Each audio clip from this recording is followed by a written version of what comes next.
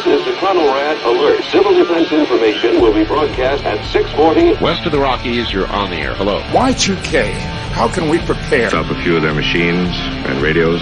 Throw them into darkness for a few hours. We are fighting for our lives. My family must survive. Over 5 years, 1,000 gallons of gas, air filtration, water filtration.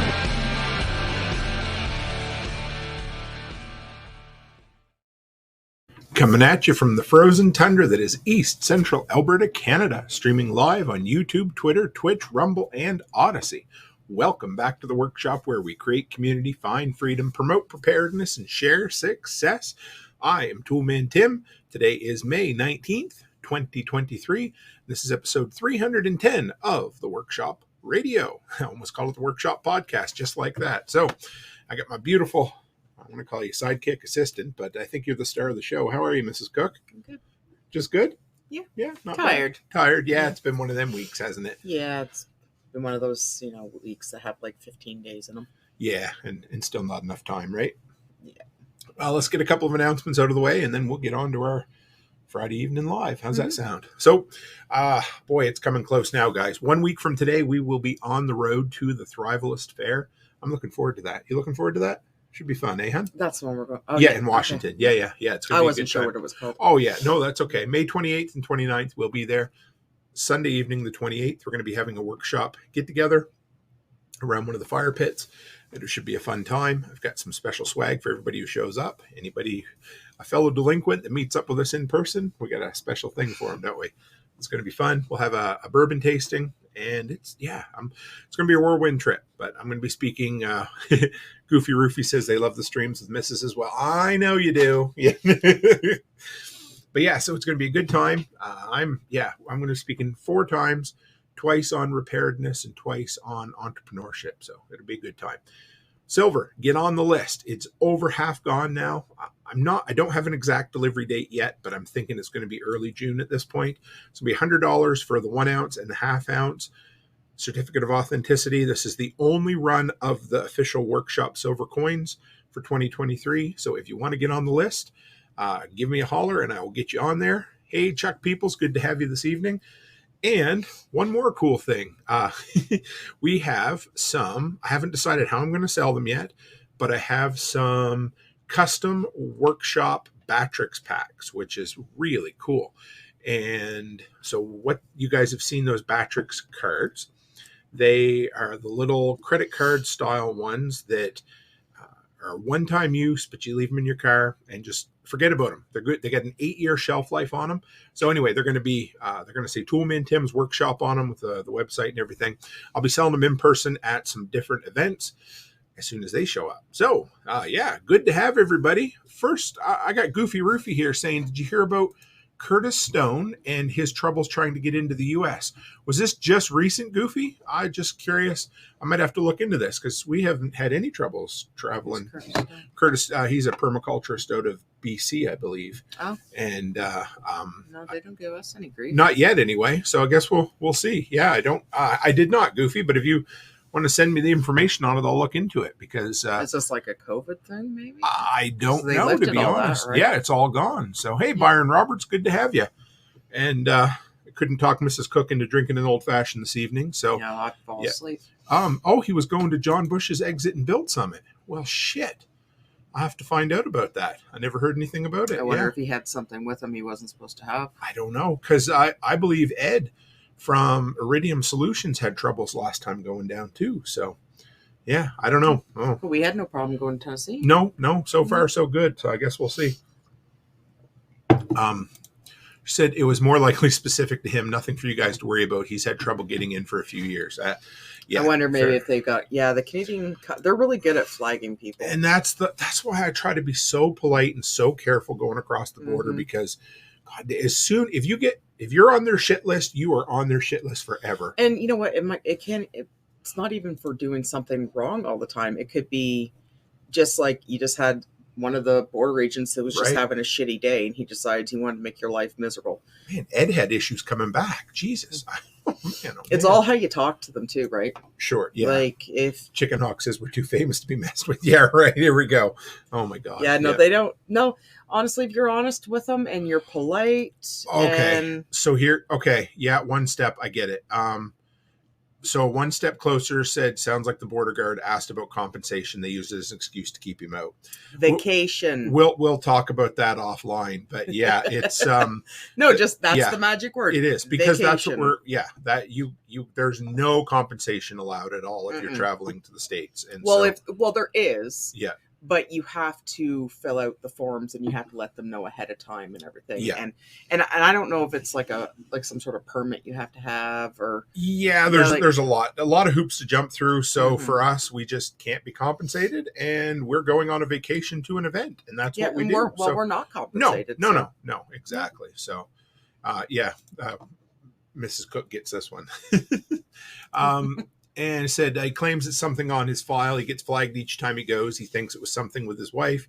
I was with him. They forgot, some strawberries. So actually, plants, fruits, vegetables, livestock, like they are really, really sticky on that. As much as I hate people knowing my business, it is how do you want to put this? So when you go to the border, it's a choice. We know we're choosing to go. We know we're choosing to submit, or whatever you want to call it, ourselves to this scenario. So we just know that we have to play by the rules coming and going. So we're honest going, we're honest coming. I keep an itemized list of absolutely everything we buy, and we pay our, government stipend on everything coming back if we can, because that's all you can do. Because if you don't, you try to hide anything, they'll just make your life miserable. You might get away with it 2 or 3 times, but by the time you don't, you're hooped. Oh yeah. And there said, yes, John bought his ticket not as a for free thing, just buying it, and he was going to pay him back. But yeah, it was something that might be avoided if he got help from an immigration lawyer first. Yeah. Yep. It's tough. I don't know. It's tough. Yeah. And you know what? And it probably wouldn't have been a big deal. But like I said, maybe he just got an agent that was being a prick that day. Yep. Having a rough go at it, right? And, Just woke up on the wrong side of the bed, didn't have any coffee. It can easily happen to us too, right? Yep. I mean, we just try to be careful and enjoy ourselves. Be really polite with them. And honest and just, geez, poor Curtis. Oh, this really sucks having an international border between us. Yeah. Well, it really does. And that's the thing, like they can make it miserable for you, but honestly, most of the time they're really pretty good. Oh yeah. Yeah, they are. But if you're even if you forget something, most of the time they will let you off, but you said when you're on their shit list, you got to have everything in line. Could be Mrs. He drove versus flew and was a small crossing in BC. Yeah, it's true. And it can all be where you go and who you talk to. I find those small crossings too, they don't get a lot of traffic. Not nearly as much, for sure. Yeah, so obviously if you go to a busier crossing, they ask you the basic questions and everything like that. But if you go to the one where they have nothing but time on their hands, they've got nothing but time on their hands. And if they're bored, they feel like making you miserable. That's what they'll do, unfortunately. And I find Border Patrol, they have bigger egos than cops. And, they're just their egos are through the friggin' roof. And you just got to deal with them, right? So it'll be good. I mean, I'm looking forward to this trip. That's what I am. I mean, it's a 1-day drive, which sure beats a 3-day drive last time. I don't mind the drive, but back to back, it's a little much. Anyway, we're getting it all worked out, aren't we? We're too old. It's just we've been killing ourselves lately. So I will have the trailer done. So if anybody's wondering, the renovations on our rental will be done before I leave. They have to be. But we have a lady lined up to clean it in a couple of days, right? 21st. Is that Sunday? Yes. Oh yeah. So, and So we'll have it ready. I'll show you guys some pictures. I'll probably have some on social in the next day or two. The bathroom is like 95% done. The 2 bedrooms are 100% done. The living room is 80% done, and the kitchen is 80% done. Flooring's down, so it's just the little things. I'm excited. And Goofy Roofy says, also, I get it. He was mad over it, but sounds like he was trying to do the whole I'm a law.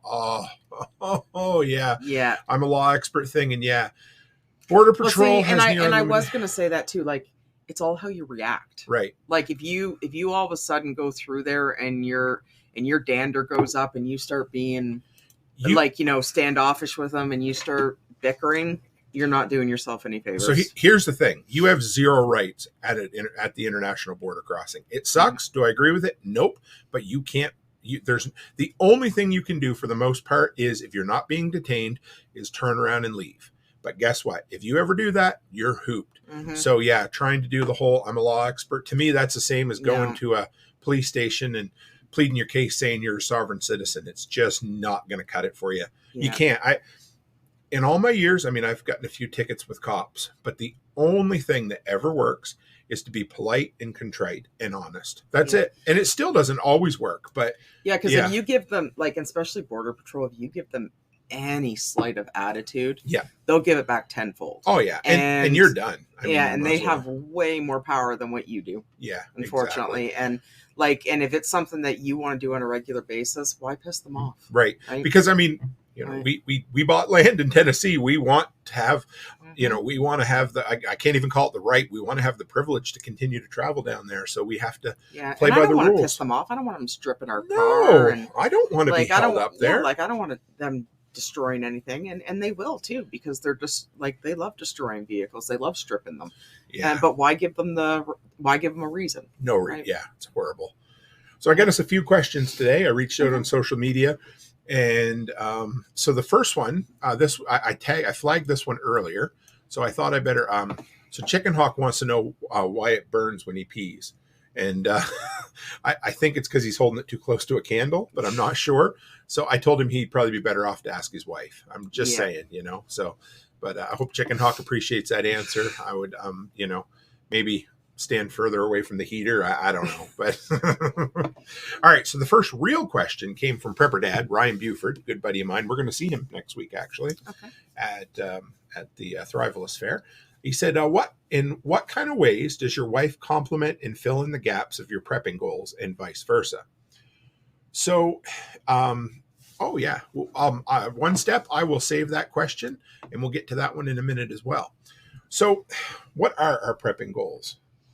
What would you say? I'm going to ask you this to see see where we land on it, because I know I'm the one who talks more about prepping than you, of course, but you're on the... Well, honestly, to be 100% honest, I ask you what you plan on doing, and I just kind of go along with the ride. Like, it's sure, you trust me. Yeah. I think probably our next prepping goal would be to finish our 1 year supply of dry goods, wouldn't it? Yeah, we were talking about that. Yeah, we've been talking about that quite a bit. And of course, it's always me that if we're in the store and I see a good deal on something, I'm always the one buying it. You're the one. Okay, so how we complement each other. Here's a good one. When we were in Tennessee, and we went into this tiny little podunk grocery store, and they had the number 10 cans, I think they are the big ones, they had beans and tomatoes, a whole bunch of stuff. Becky spotted those and she's like, let's take those home. And so this is how our conversations usually go. She says, let's take that home. And I'm like, honey, we only have so much space in the box of that truck.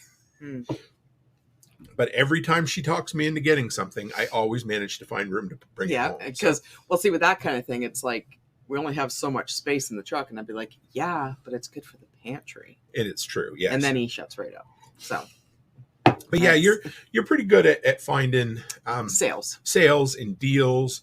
I'm good at comparing things, like you're the numbers person.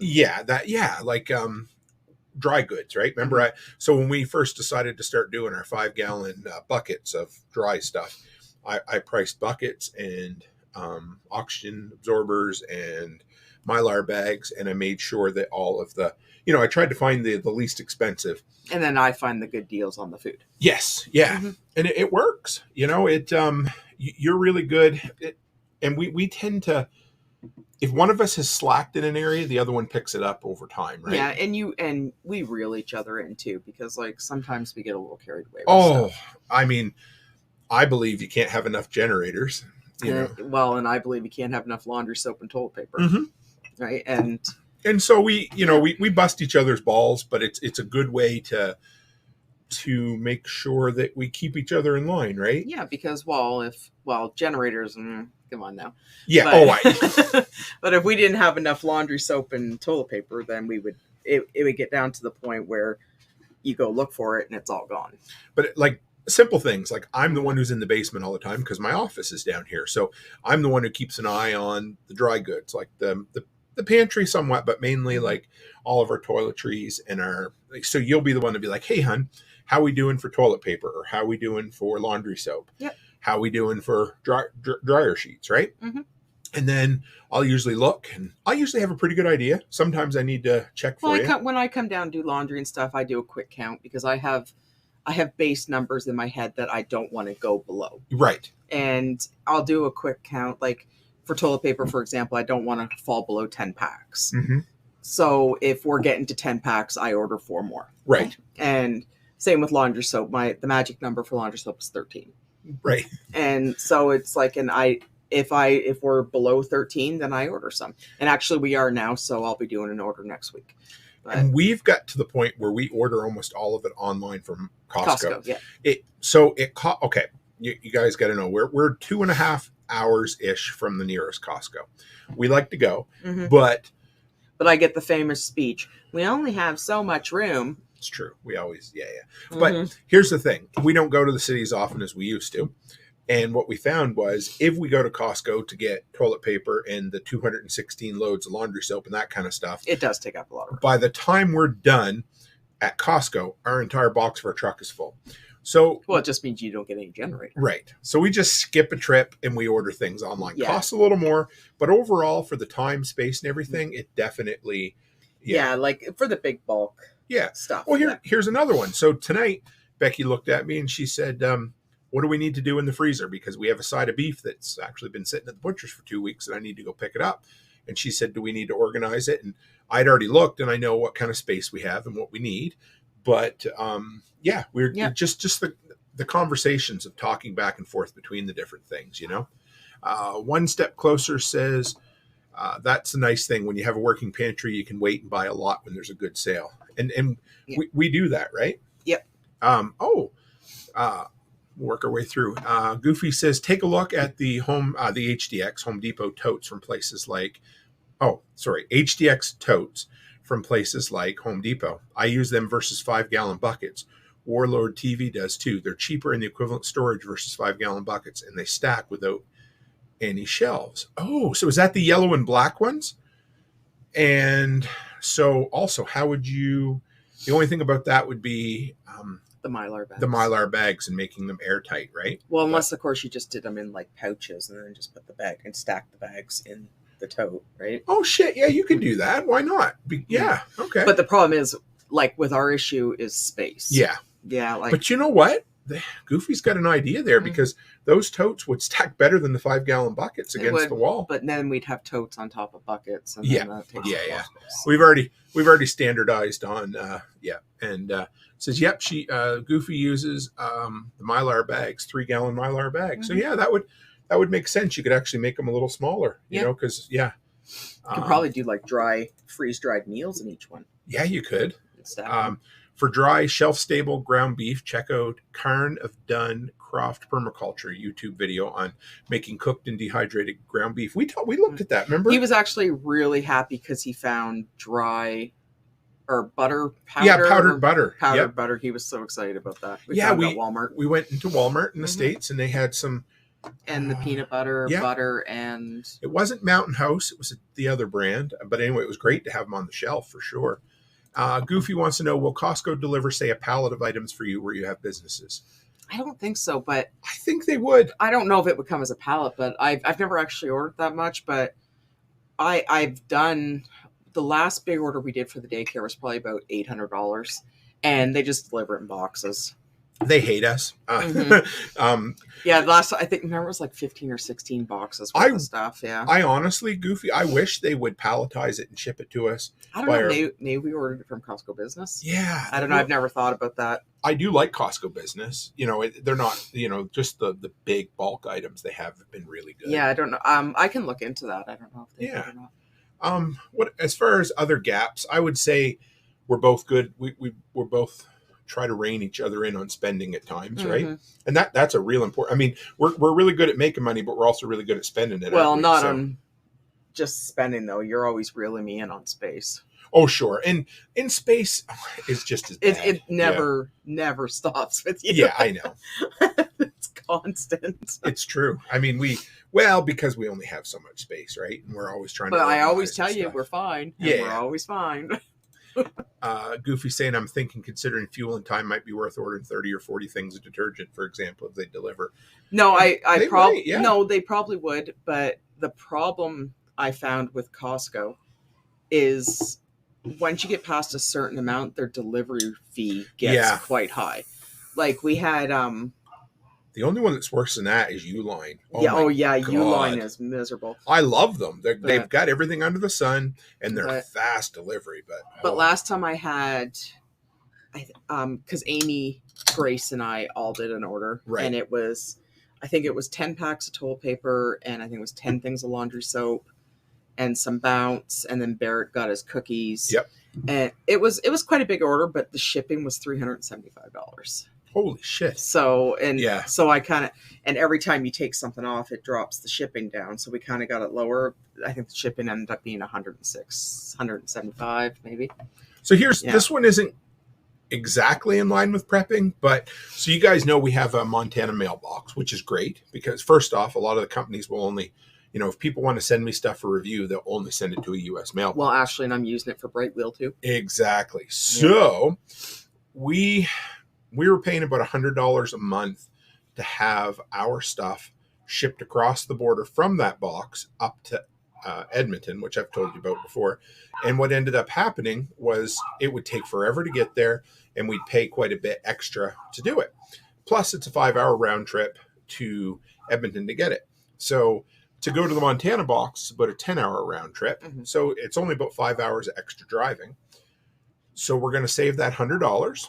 I'm going to be able to drive to the States. We're not going to save anything because I'm going to go shopping. I know. Well, you're not always going to be with me, though. It's going to be a whirlwind trip when I go sometimes. But also, I'll be able to mail my stuff from the other side.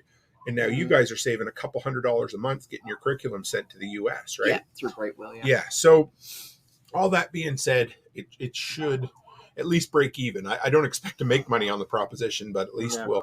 it'll be worth our time for because they have one of those at-home stores there. Yeah, I know you love going there. So, but so the preparedness guy, that's Nat, the preparedness guy, and I don't know what our dogs are doing, guys. Sorry about that. If you can hear them, but so if anybody ever wonders what we look at up here, it's a security camera. So we've got this is our command center. So I've got our 3 monitors here, and then if you look up, you can see 4 of my security cameras up here as well. So we're going to find out what the dogs are going crazy about. Oh, it's Alice. Oh, Alice is coming home. She went to spend the evening with her friend and have supper.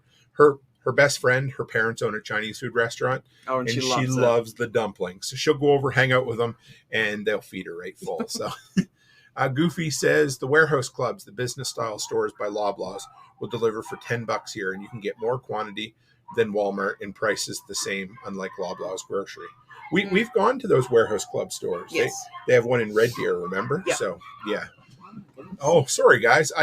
They're insane tonight, the dogs. So, I don't know what they're doing there. All right. So, Nat, the preparedness guy, said, if I've cut out avocado toast and Starbucks, but I'm still not a millionaire, what tips do you have for increasing cash flow for someone with a fairly busy schedule? Oh, boy. That's tough. Say you're asking somebody that's really, really busy. Yeah. And I don't really think I have an increased cash flow. Well, we've done a lot for increasing. No, I meant like lately, right? Yeah. It's just So I think there's 2 ways to look at this. So increasing cash flow, could also it's a net gain or a net loss, right? So a couple of things. Number one, if you can't increase your cash flow, you can decrease your spending, which he already talked about there a little bit. But there may be other ways. So one thing we used to do once a year, we haven't done for a while, and I'm thinking we should do it, is a bill audit, right? Mm-hmm. So we would, and this not so much cutting back, but what we'll do is we'll go back through our last couple of months of bank statements, and we'll see what recurring charges we have, which ones we can eliminate or which ones we can cut back. So that's one way. We used to do that a lot. Remember, baby? Well, and also too, like, is it like a cash flow for money that you've already have, or is it like a cash flow that you wanted, like, to make more money? It sounds like he wants to make more money too. So I mean, well, because like honestly, to make more money, the first thing that I would be looking at is the schedule. Right. I was going to say, I just want to shout out to D&G Ironworks. Good to have you. They just showed it out from over on Facebook. So, so what I'm looking at here is, number one, do an audit of all your bills, and subscriptions. That's the shit that kills you. And I know we sound like what? No, actually, the TV, like if you don't have cable and you just do like the Fire Stick, like what we do, those subscriptions are creeping up all the time. And sometimes you don't even realize, like, and you're just like, oh, okay, well, when I signed up for Disney Plus, it was $10.99, and now it's like $18.99, and you don't even realize it because it just comes out of your account every month, right? Yeah, or here's the other one. This is really good. You need a program, so you sign up for the free trial, or you want to see the latest season of Yellowstone, so you sign up for the free trial, and then you just leave it and you forget about it. And 6 months later, you've paid $10.99 a month for something you haven't used since the last episode. The one that's really digging me with that is that Law Depot. Mm-hmm. I use that for like our contracts and everything. They're like $40 a month. Well, today I got a notice that Office. Remember we signed up for the free trial of Microsoft Office. Did you cancel it? No, it had already renewed before I noticed it. So, so there you go. Like that. I mean, Chicken Hawk says the Tim Ramsey. That's the Dave Ramsey guy I show you on TikTok sometimes. He asks people what their net worth is and everything. So. And again, we're not preaching because we're perfect. We're preaching because we learn as we go, right? So, well, and look at your schedule too, because like, go ahead on schedule. No, like I'm always the first one to say that I'm really busy too, but I know now he has newborn twins. Just put it in perspective. So, but we've done that too. Yeah, been there, done that, right? Yeah, we have literally. but it's got the T-shirt to prove it. But if But like with the schedule, it's like what you did last summer, like you cut out the baseball. Yep. Right. And it sounds stupid, like. But like it's true, and like with me, like if I want to get something done, I find the worst thing I can do in the morning is sit in the living room and turn the television on. Yeah. Because then then I don't get anything done, and it's not like I'm not barely even watching it. It's just you get yourself into this little comfy position on the couch and then you're just like, and the dogs sit on your lap and you're hooped. Yeah, right? And then you're just like, no, I'm not moving at all.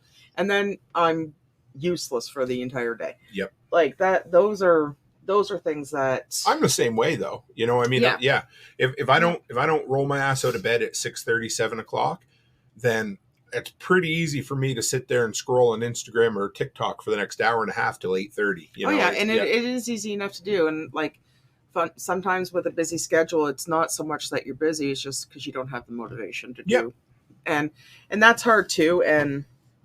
But like I know with new babies and stuff, it's tough. You feel like you don't. Sometimes with new babies, you don't know whether you're coming or going half the time. And I remember when our twins were babies, it's like sometimes I didn't even know what time of day it was, didn't even know what day it was. But I will say once those babies get on a good schedule, then life gets a lot easier. Yeah. And there are times, I'm not saying that it's impossible to do it, but there are times when it's really, really hard because you just have to. I mean, I remember. How old are the babies?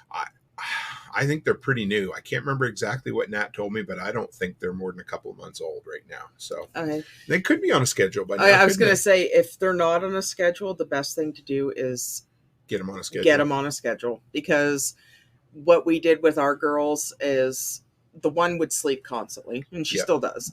But as soon as Charlotte would wake up, we would, they got that whole never wake a sleeping baby, that's bullshit. Mm-hmm. Because when Charlotte would wake up, we would wake up and feed Alice at the same time. And then eventually it got to the point they were getting up on the same schedule. Yep. So that you don't have one twin waking up at 2:00 in the morning and then you're just getting back to sleep and then the other one's waking up.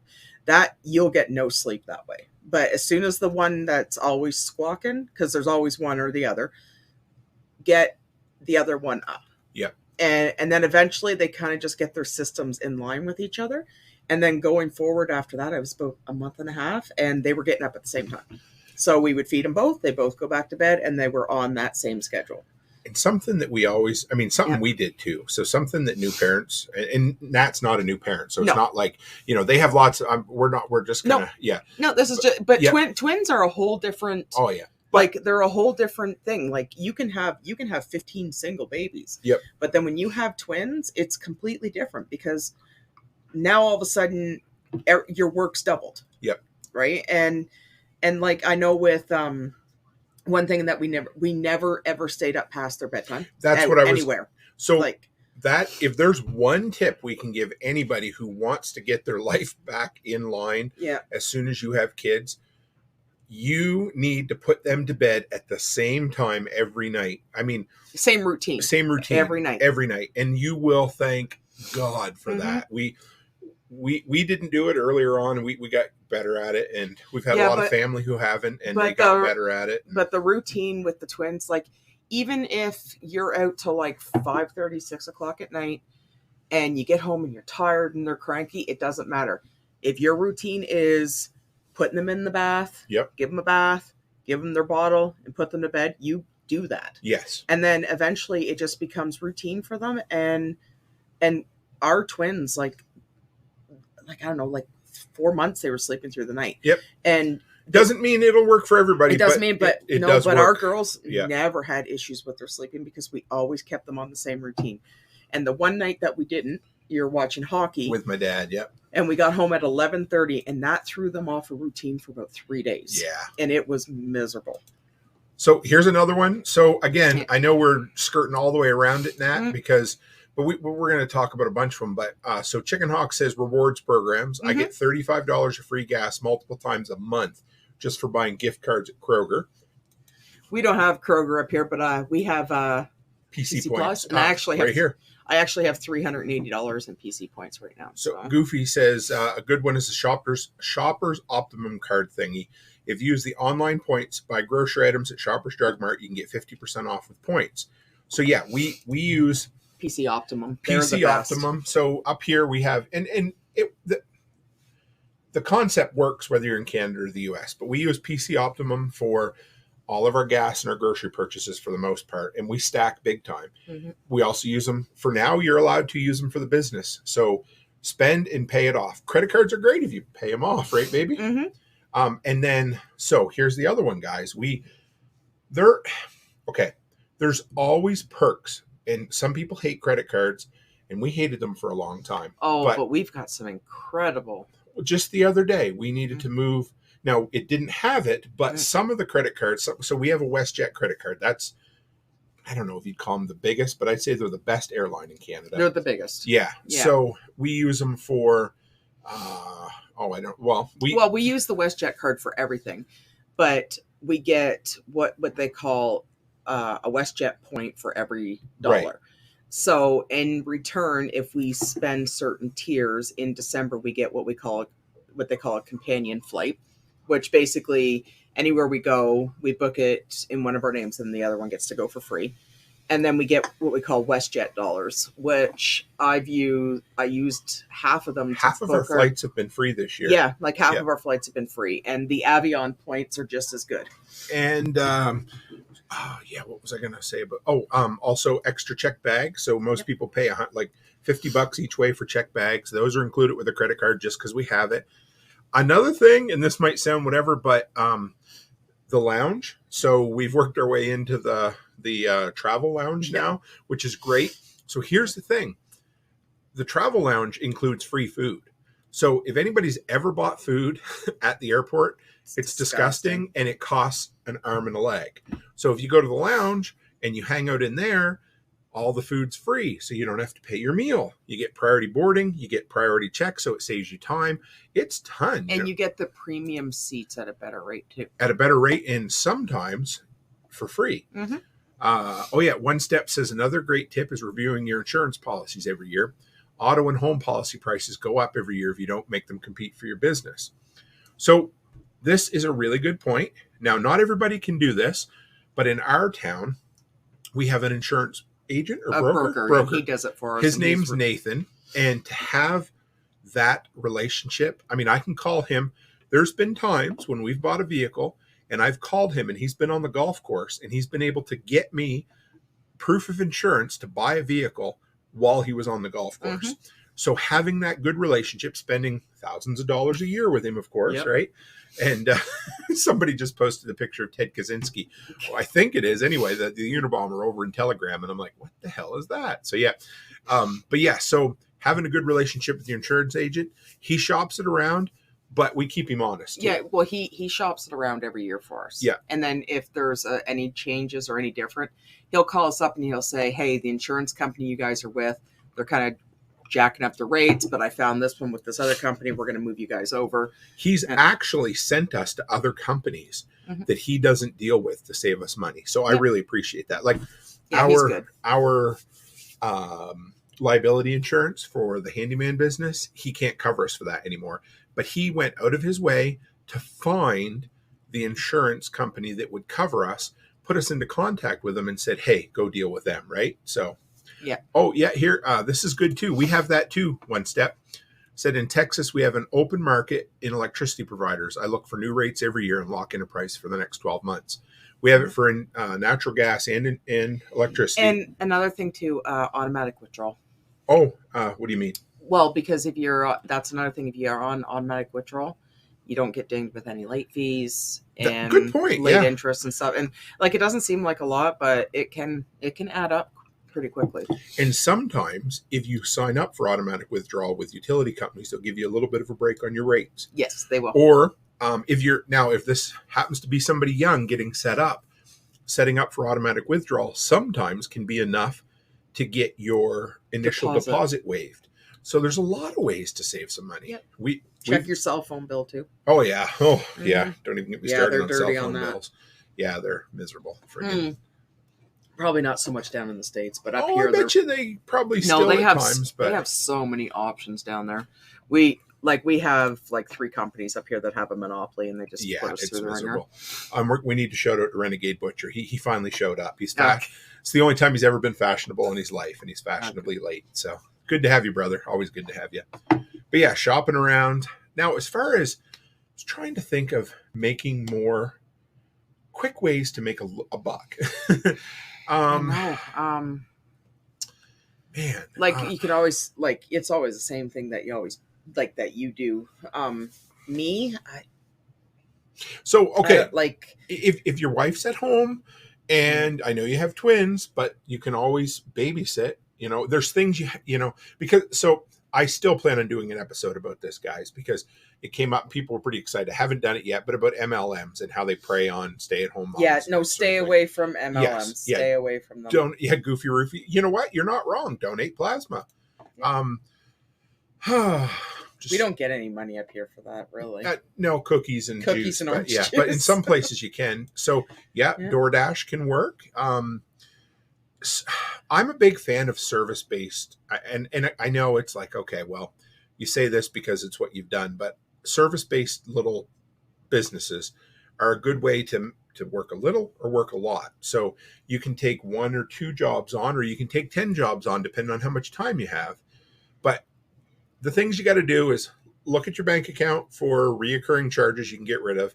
Look at your schedule and say, oh, yeah, I am missing or using up 3 hours there a week that I might be able to change. And there's like DoorDash, but there's always pizza delivery places. Absolutely.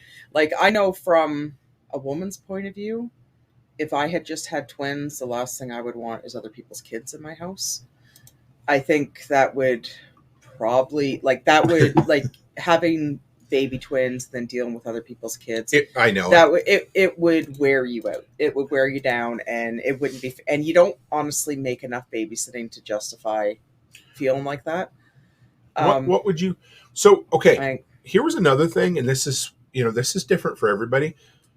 We did the math, and you staying home saved us money compared to you going back to work and paying for childcare. Well, that was before they had all these great grants, but honestly, if mom is home, what saved us money too is, remember I used like making meals, not eating out. Yep. Because if take a Sunday and prep for the whole week, shop the sales and get like casseroles, lasagnas, like everything, it all frees as well. Yeah.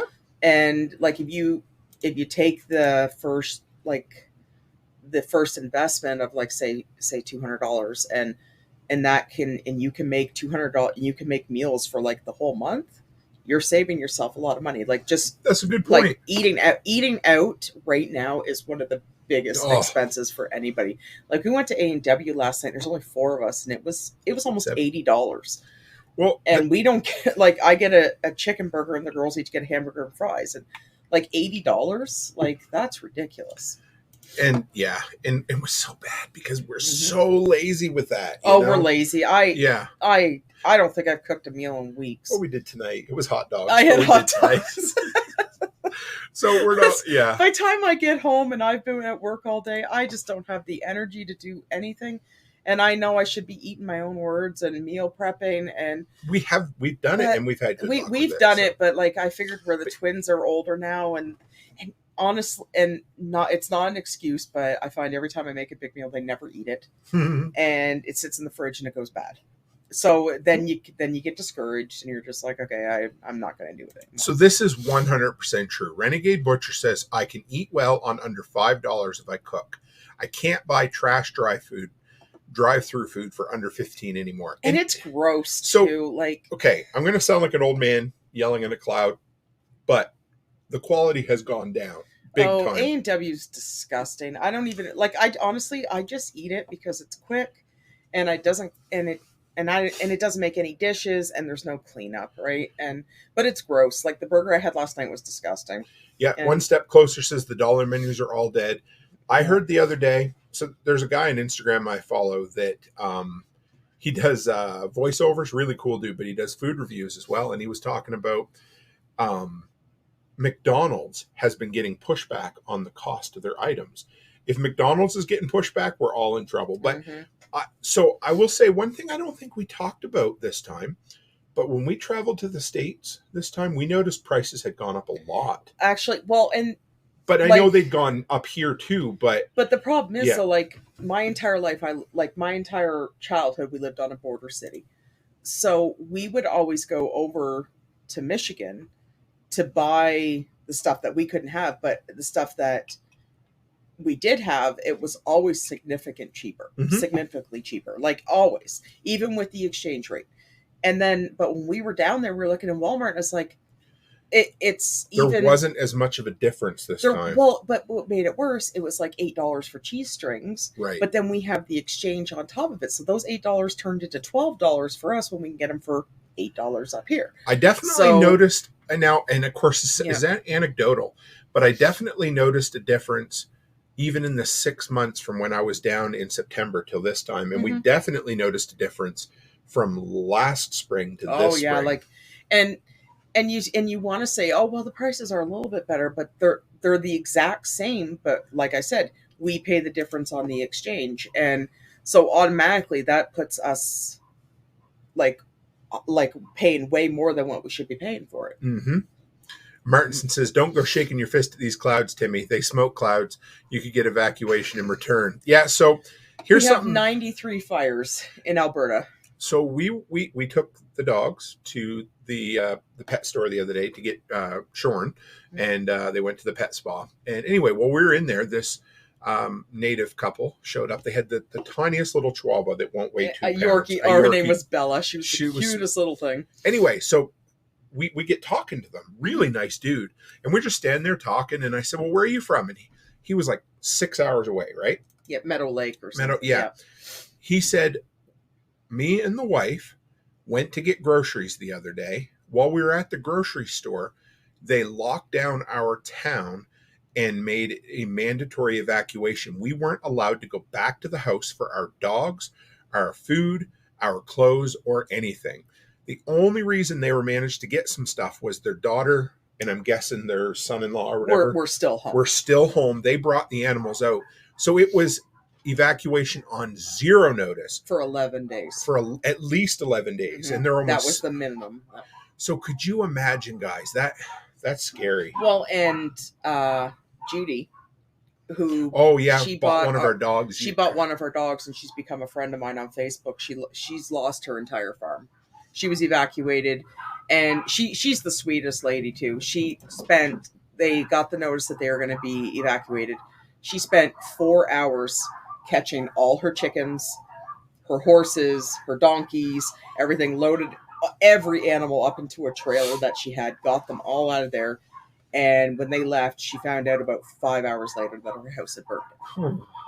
And she's not young. She's like 68, 69. But she actually messaged me the other day, and she said, you know what, she goes, I got all my animals. She said, even if a chicken had died, she would have never forgiven herself. And this is definitely the closest the fires have ever been. Yeah, I mean, the smoke is really bad. When I say that, guys, like we're blessed where we are, because traditionally we have small fires here and they get put out pretty quick. So I don't know what's going on with them. It's because Becky's not up there. It's because I'm down here, yeah. Yeah. So but as far as the fires go, now the other night I was on TikTok and there was a picture of a fire that the Hutterites were fighting, and it was in our municipal district, so it was only 40 minutes away. And Edgerton is just like ours. Yeah, like there's some trees, but not a ton of trees. Almost no trees. No, but Edgerton, it was burning pretty bad. So like if it came down to Provost way, I have no doubt we would lose quite a few houses and stuff. Yeah, it sucks. So it's pretty rare that I get prideful in where I live. I mean, I like it. Now, I've always said that Alberta is like the Texas of Canada, mm-hmm. right? And the other night I got this whole string of videos on TikTok of local guys going out with their gear fighting fires, because either the firefighters were exhausted or the government just didn't get people out there. And it gave me chills. It was mm-hmm. really neat to see, because there's all these farmers with their Cat D9s or whatever they're called. They're out there, breaking up fire lines, and the oil patch guys going out with the pumper trucks and like 16, 18-hour days trying to fight these fires. They're doing more than what the government is. The government just comes in and likes to dictate. Yep. They like to tell you what to do and where to go, but they won't actually do anything. Like, it's the Hutterites and it's the farmers, and like we have farmers that are going on Facebook and they're posting and they're like, hey, I need some help on my farm. My farm's burning. And next thing you know, there's like 50 comments and there's people heading down to the farm to put it out. Yep. And but you won't see the government going down there. You want to believe I'd be there if we have a fire here. Well, I guarantee I would be. There was one that was just past Bodo. We all will be. And he had 50 comments and they were going down there and there was a fire that close? Yeah. So his field was on fire. Becky and I drove the other day when we went to Lloyd, and it's fucking dry out there. Yeah. It's the driest I've ever seen it in our area. Well, and for fires to be going on in Edmonton. Yeah. Like on the Anthony Henday, which is a highway. It's a 3 million person city. Yeah, so it's not but like for it's tiny. fires to be burning along the Henday is pretty, it's scary. Yeah. So let's, we have our bug out plans in place. We have all of our documentation backed up. We have ideas of how quick we can load the dogs in. We basically know what we would do if we had to leave on 10 minutes notice. It doesn't make it good, but most people don't have even a little clue, right? Well, Karen was telling me a story when I went and seen her on Thursday or yesterday. That's your masseuse. My massage therapist. Your back she's adjuster. My friend too, right? Yeah. But no, she was telling me a story that she was talking to her friend who is just just south of Edmonton. Okay. And she's surrounded with trees and you could see the orange glow. Oh. And they hadn't been given but see, this is something that they're used to. They grew up around it because there's trees. So it didn't really bother her, right? And she called her friend. They said, well, there's nothing more we can really do. We got our van loaded up with everything that we need to take. Wow. And we've got everything ready to go. So if they evacuate us, and she's like, well, what are you doing? She goes, oh, I'm making jam. She's in her kitchen making jam, and you could see the glowing in the woods. But her husband was out there building up the dry fall, like the wet fall, blocking it off as best he could. But like, if it's something you grew up with and it's something you're used to, it didn't scare her at all. She was in the kitchen making jam. But they were already prepared. They were ready. You prepare, and then you live life to the fullest, right? Yeah. And that's all. But she said everything was all loaded up. The only thing they had to do was just grab her purse and his wallet, and they were ready to go. But she's just like, well, might as well do something, right? Absolutely. Yep. Renegade says we need a NOSTR post for her. Set up a lightning address. I will set that up, Renegade. That's cool. Yeah, so that's, she would really. Yeah, like I know, like they're not they're not well off, right? Uh-huh. But I have she pictures. Loves her animals. She loves her animals, and her entire house is gone. Yeah. Her barns are gone. Basically all she has is the clothes on her back and her animals. And my sister already offered her farmland for her pasture for the animals, but I'm not sure how far away they are. She said they're quite a few hours, so I'm not sure what they're doing. But she's living in a hotel right now, and they're trying to get. They have insurance though, right? No. Oh shit! They didn't have insurance because they own their house. They lived in the country. It was paid for. I get it. I know. It's hard to get insurance when you're almost 70, right? Yeah. A lot of banks won't insure up here if you're that old. So they don't have insurance, and I feel like, but I've never seen someone care that much for animals. No, yeah. Okay, so there's a few. You guys got a ton of good comments here. Let's work our way through them. But so this one, okay, Goofy Roofy said, Build Show had a thing about foam you can spray on your home. So the other night when we did, when the guy was on the other night that did the documentary Last House Standing, he hooked me up with a guy. I'm going to make contact with him. He is out of California, and he builds custom fire suppression units for off-grid homes, for houses. They get some fires down there too. And that was the first place I'd seen this gel that you could spray on your home. It was a fire retardant gel. You spray it over your whole house, and for the most part, it protects it from embers and things like that, from actually catching fire. It's really cool. Could you stay in the house? I think it's more for last thing you spray it before you leave. But he'd also, so there was this ranch in Malibu, and it was in, they get decimated with fires in that area. And they built, so they had on-ground or on-location ponds that were there. They had these massive pumps that would aerate the air, like aspirate the air to make it like fog. Mm-hmm. And so, of course, humid stuff doesn't burn as quick. So he saved their entire ranch by building that. So that's what Karen's friend's husband is doing. He's got he's going around, and he's all the deadfall. Yeah, he's soaking it. And That's then a great he's building idea. it up into... He's building like... trenches or whatever. Yeah, like a wall. Earthen sponges. Mm-hmm. You know what I mean? Yeah, it's like... That's what he's doing. Yeah, the opposite of... what were those? Somebody can remember out there. Those hugel mounds. Yeah, they make hugel mounds, which are... They bury logs and basically make... like mounds out of them for organic matter and that sort of thing. So yeah, and like they use like... fertilizer and stuff like that. Yeah. So, Goofy Roofy, you had to bring this up because I caught shit bringing this episode up the other night. So the other night I discussed this episode, but now I have you on here. Mm-hmm. So instead of me bringing this up, I'm going to ask you about this. About those stupid women in Banff? So Goofy Roofy heard you guys had a dry spring, and there was a girl boss firefighter event where they did a controlled burn that went oops. So did you hear about that, hon? I did. Yeah. Now, I don't think it was just firefighters, though. I think it was... there was something else. Yeah, there was some sort of... was it like a native... event or something? Or something? But it was... So it was a training event. It was all women. Yeah. Now, I mean, could it have been men who did it too? Absolutely. Sure, it could have been. Yes. But honestly, like, what are you thinking? Yeah, exactly. And what pisses me off even more is that they were firefighters. Right. Like you should know better. This is what you're trained for. This is what you get paid to do. Like what? Like you can't have a controlled burn with this type of weather in Banff. Right. Like Banff I mean, couldn't be the worst spot. Like there's so many trees, there's so much deadfall. Oh yeah. Like it's like the worst area you could have it. Like what are you thinking? Like, it was dumb. It was beyond dumb. It was. And honestly, I hope they get charged. Now they got that fire under control, but it burnt Yep. something like an extra 30 acres. I think. And I hope they get charged. They probably will. Yeah, you know? I have no sympathy for them at all because honestly, they should have known better. Yeah, I agree. It was stupid. And yeah. And probably the thing that's going to save them is that we've had so many other fires that have been accidental that they're just not probably going to, No, but I hope they do. I hope they charge them, and I hope they get more than just a slap on a wrist because honestly, and not to categorize it, but if it was men, they would have been charged. That's a good point. Yeah. So, and it shouldn't matter. Never thought of that, but you're right. No, they were stupid. They're paid to do this. Like this is your job. Like you have one job. And you can't even, what is wrong with you? Renegade says, sounds like fuckery. Mm-hmm. Yeah. So what ended up happening, the whole story was they were having a 10-day firefighter training on-site event.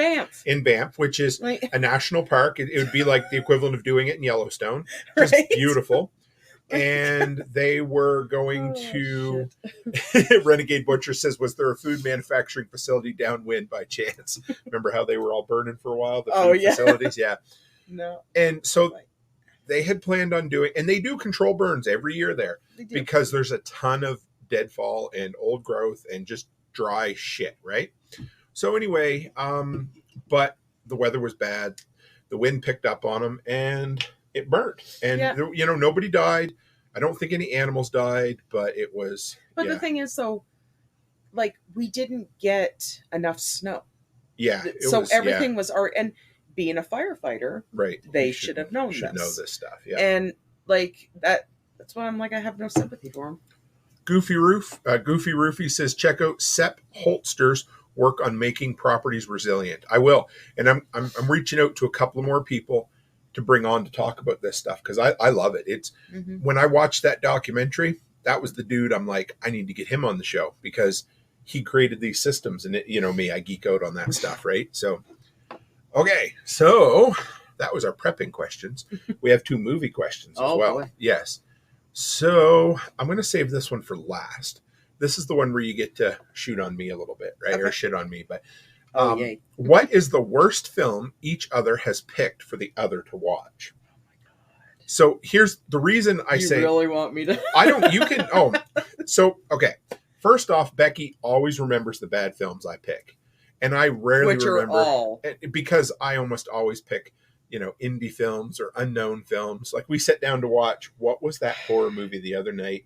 Terrifier? No. The one that was filmed in Edmonton that was like this experimental horror film. Oh, I can't remember. Yeah, and it was, oh my God. But no. Let's start with the whole conversation on how it goes. Okay. So one step, you're not wrong. I'll tell you a story anyway. So this is exactly how our conversations go at night when we've decided that we're going to have a movie night. When we finally have time to watch a movie. So basically, Mr. Cook comes in. And he'll pull this whole line. Oh, I heard this one was good.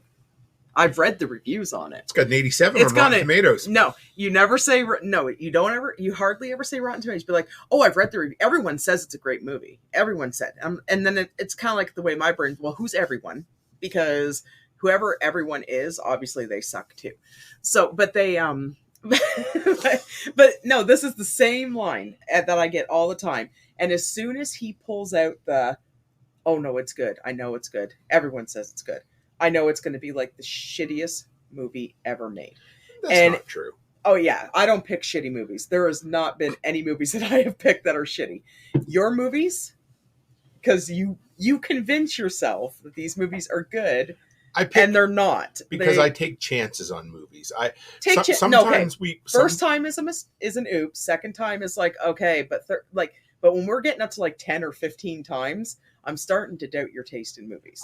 But like the Terrifier, you hated the Terrifier. I enjoyed it, But How then, could you even enjoy that? but another movie like Hell or High Water, that was a movie you'd never heard of. I talked you into watching it, and it was fucking incredible. But then there's all kinds that are shitty. I know. No, it sucks. You just don't have any taste. I'm sorry. I knew this one would get everybody. No, honestly, without over exaggerating, I think the last 10 to 15 movies that Mr. Cook has picked have been shit. And we've had a dry spell for movies. Yeah, we haven't watched it, but because it was your idea to go see Evil Dead, and that was an incredible movie. So good, yeah. Because I don't pick shitty movies. Oh, that's not true. Oh, name one. I'll think of one later. No, name one. Name one shitty movie that I have picked that we have watched that you said this movie absolutely sucks and I will never watch it again. There was that Christmas movie that was like a Hallmark movie. And no, I don't watch Hallmark movies. Oh no, Charlie picked that one. He would watch the Hallmark movies. So the next question, because he would hear they were good. Yeah, bullshit. Seriously. No, there is no. You tell me one movie that I've picked that is shit. This is what ends up happening, guys. No. I end up picking 80 to 90% of the movies we watch. And they're shit. And they're 50-50. Either awesome. There's no in between with them, right? They are shit. See, I knew this would get no. But you always claim, but the problem is you always claim everyone says they're good. But you can never tell me who everyone is. Let me see what this one was called. Edmonton Horror Movie. I can't remember what that one was. Yeah, it was Skinamarink. We took an absolute chance on this one because remember it showed up on Shudder, the horror streaming service, and we heard it was an indie horror film made in Edmonton. Now you heard. No, not me. You asked me about it, and I warned you though. But you said I heard. Right. I didn't know anything about it. All I seen was I just seen the picture, and I was like, okay, what's that one? Bad. Yeah, but that was your famous line. I heard. Oh, I turned that one off. I heard it was good. Everyone says this is a good one. I heard this was the greatest movie. I heard. Yeah, Goofy Roofy, that is a deep Canadian cut right there. They said, Skinamarink, they said, what is it? Sharon, Lois, and Bram going nuts? So, remember that? Yeah. Sharon, Lois, and Bram, Skinamarink, dinky dink, Skinamarink, dink. Remember that? Oh, yeah. No. So, So, is that a show? Yeah, it was a CBC Canadian kids show from when we were kids. I didn't watch TV when I was a kid, remember? One Step Closer says, I have a few reviewers. I watched good movies when I was a kid. Oh, here we go.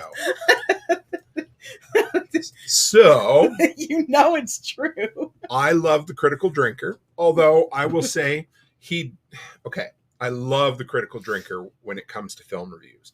He definitely is anti-woke, and sometimes I think he gets just a little bit, he believes his own shit sometimes. He's a great dude, and I love him. I would listen to him all day long. Another one that I absolutely love, Red Letter Media. Oh my God, those guys! They're the ones I watched last night. They have. Is that the one with the funny laugh, Rich or whatever? Yeah, Rich. Yeah, Rich and Jay and Mike. If you guys are looking for a good movie review channel, they do new and old movies. But they are kind of annoying. Oh, so yeah. It takes some getting used to. Well, when I'm ready for bed and I see, oh my God, there's a best of the worst that's an hour and 20 minutes, I am in my glory. Because they watch they'll just randomly pick movies from the 80s and they'll tear them down. Yeah, One Step says Red Letter Media is great. Yeah, and Renegade Butcher knows what a Christmas movie is. Do we have any admins in here that can ban this troll? Because that is 100% a Christmas movie, but he'll say, no. I heard that National Lampoons is the best movie, and it's the best Christmas movie. So Chris Stuckman is also a really good movie reviewer. And if you like these So Bad It's Good, there is a channel called So Bad It's Good. I think it's Jason Grant. You don't particularly care for his wife. They do the Steven Seagal movies a lot. Yeah, well, it's not that I don't care for her. It's just she doesn't... she's so monotone. Yeah, she's very chill. But when they have his buddy on there too, so they watch shitty movies and they make fun of them. But nobody does it better than Red Letter Media. So if you're looking for some fun, they're I listen to them when you're listening. Yeah, they're One Step Closer says I love Best of the Worst. The best episode edged. Oh my God, we could geek out on this. Said the best episode ever was the one with the edged weapon defense video. So It's so funny. So they also do black spine editions. So people send them shit, right? People will send them. You guys remember? Well, anyway, if you go to the thrift stores now, sometimes you'll see just like random video cassettes that have no label on them. They tended to be the ones that people would send out free for promotional purposes. They'd be 15 or 20 minutes. They have whole collections of those where they have to pick 10 or 12 of them and watch them in a night. Oh, and I forgot to mention they get hammered drunk while they watch them. So let's change. We went to the thrift store in Lloyd. Oh, for yesterday. It was so fuck's funny. Mr. Cook is looking for old cassettes that I can record over. That he can record over. And he picked up this huge. It was the whole. It was the entire New Testament on 48 cassettes. On 48 cassettes, and it was like this whole kit. And he's like, "Well, I can record over them. That's fine." So we get up to the counter. I figured maybe like $3-5. Maybe. Yeah, and we get up to. She proceeds to start counting the tapes, and then tells him it's $24 for these New Testament cassette tapes from like 1985. So it was. As she's counting them, I'm like, "You're not really going to charge me for every tape, are you?" She goes, "They're 50 cents a tape." I said, "You can keep it." So I'll find some, but I figured it'd be a good way to buy a bunch of old cassettes to record on for this secret project I'm working on for cheap. Well, no, $24 for tapes. $24 for a 1980s Bible on tape. Yeah, somebody out there is going to be like, "That Tim is a heathen going to record over the New Testament." But it was. No, I just couldn't believe she was going to. But it was a kit. So it should have been a set price, but she proceeds to, she counted every tape. Goofy Roofy says, read by Charlton Heston from my cold, dead hands. I never read who I didn't see. No? Yeah, I should have looked. That would have been fun. Yeah. But for $24 for cassette tapes, come on. Know. Yeah, it was I told him you need to stop wasting your time at that one. All right. So yeah, honestly, okay. Let me hop up on my hobby horse for a minute. Has anybody else noticed that the prices at goddamn thrift stores have gone through the friggin' roof? And it's crap. Oh, it's unreal. Yeah. The price that they charge for things, because a lot of people were buying and reselling the shit online. So now they just look at, okay, if you guys ever go on eBay to look at a price to sell something, you'll always find some idiot that has, a 1990 Don Russ baseball card that's worth 4 cents that they have listed for $145. Yeah. It won't sell, but they'll look at it and say, "Oh, well, look, $145. Let's sell it for that." Mm-hmm. So So instead of looking at what it actually sells for, so the prices have gotten outrageous. Well, and we don't have a huge amount of thrift stores around here. Like, well, we have one here in Provost. And they're pretty good, actually. They're pretty good, but they're never open. Mm. But the ones up in Lloyd, it's like some, I used to, a year or so ago, just after things started opening up with COVID, we were stocking up clothes at the daycare for like the kids to wear in case they didn't bring enough clothes or whatever. So like, you go and you pay $0.25 for a shirt. That way, if the parents take it home and it doesn't come back, it's not a huge loss. But I was looking, just skimming there yesterday, and they were asking like $3 or $4 for a kid's t-shirt that was stained with spaghetti sauce. And so we will go into, and I know and we've I'll said go to this, Walmart and buy Walmart at the end of season and buy a shit ton of stuff. But I'm not paying $3-4 for a shirt that has spaghetti sauce stains down the front of it, when I can go to Walmart and get a brand new shirt on clearance at the end of season for $1. Gloves and hats at Dollar Tree. Mm-hmm. We stocked up. We bought 80 pair or something last year. Yeah, but I couldn't believe like the stains on those clothes. Like, it's just junk. The price is just awful. Well, that kind of stuff, I would feel guilty putting that even on a hanger to sell. But they don't. They just don't care at this point. No. So I got one more movie question for you. Okay. And it's a good one. I saved this one for last. This one so that last question about who's picked the worst movie ever for each other, that came from Letty Lou. She's good at asking. And this one here comes from our interviewer last weekend, Erin, but she just sent it today. She goes, "I know you have a bunch of favorite movies, but which ones do you watch when you've had a bad day?" So basically, the comfort food, the chocolate chip cookie dough of movies. I don't want to say, because then they'll think I'm twisted. Oh no, it's fine. So, okay. I mean, I don't know if I would call it a bad day, but we have this list. I don't remember what I called it, but back when we used to have cable or satellite, when we would flip through the channels, when you channel surf, there was always a list of movies that we would stop on and watch, right? And okay, I'm going to go with the first one. This will be one that works for both of us, and it'll be Step Brothers. Yes, I love Step Brothers. Step Brothers is probably the funniest movie ever that isn't named National Lampoon's Christmas Vacation. And I'm going to throw it out there. I hate comedies. Yeah, and I absolutely despise them. And I am not like John C. Reilly. He's so funny. But Will Ferrell, I am not a huge fan of his. But Step Brothers is beside that one and Knocked Up are probably the only two movies that I've ever actually really laughed at. But Step Brothers, that movie is so funny.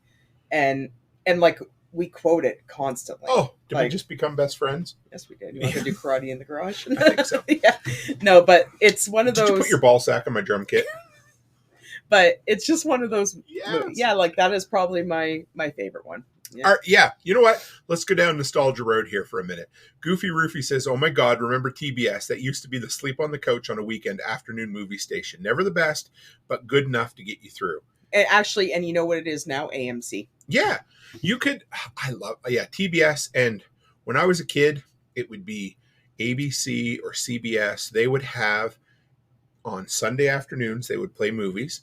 And then we had a station called the ASN, Atlantic Satellite Network. Every single weeknight at 7:00 at night, they would play an edit it for TV movie. And it was you would see things on there I'd never seen before, and I love that those days are gone, eh? Yeah. So it's your movie. Oh man, there's a bunch. So Step Brothers is good. Yep. Pulp Fiction, it puts me in a place. I fucking love that movie. Well, that's for you though. I know. Yeah. But I mean, I've watched it more than any other movie, probably of any type, and it just puts me in a happy place really quick.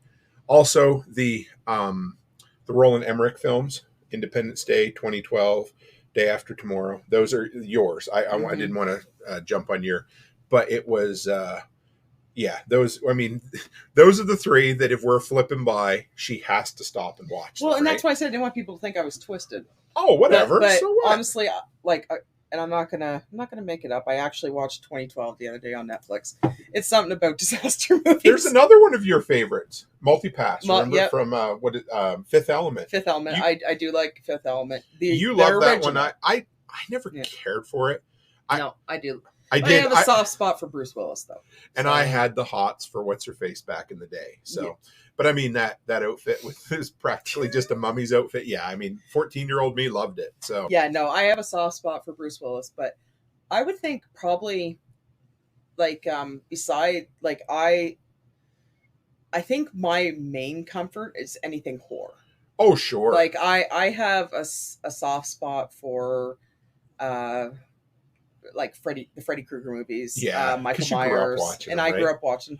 Not so much Jason, but I could sit there and I could rewatch all the Freddy movies all the time, and same with the Halloween. We love and I like Child's Play, I don't really like Child's Play. The original ones I did but I think if I was to, besides the horror movies, I can never ever get past Commando, Under Siege, and I think that reminds me a lot of my dad. And Commando's one of my comfort movies too. Yeah, and it was Commando. And my dad, my dad was what he was, but there was times when I would stay home from school and he'd be down in the living room, and if I wasn't feeling good or anything, I'd go down and he'd always be watching Rambo, Commando, Under Siege. What's the other one he would watch?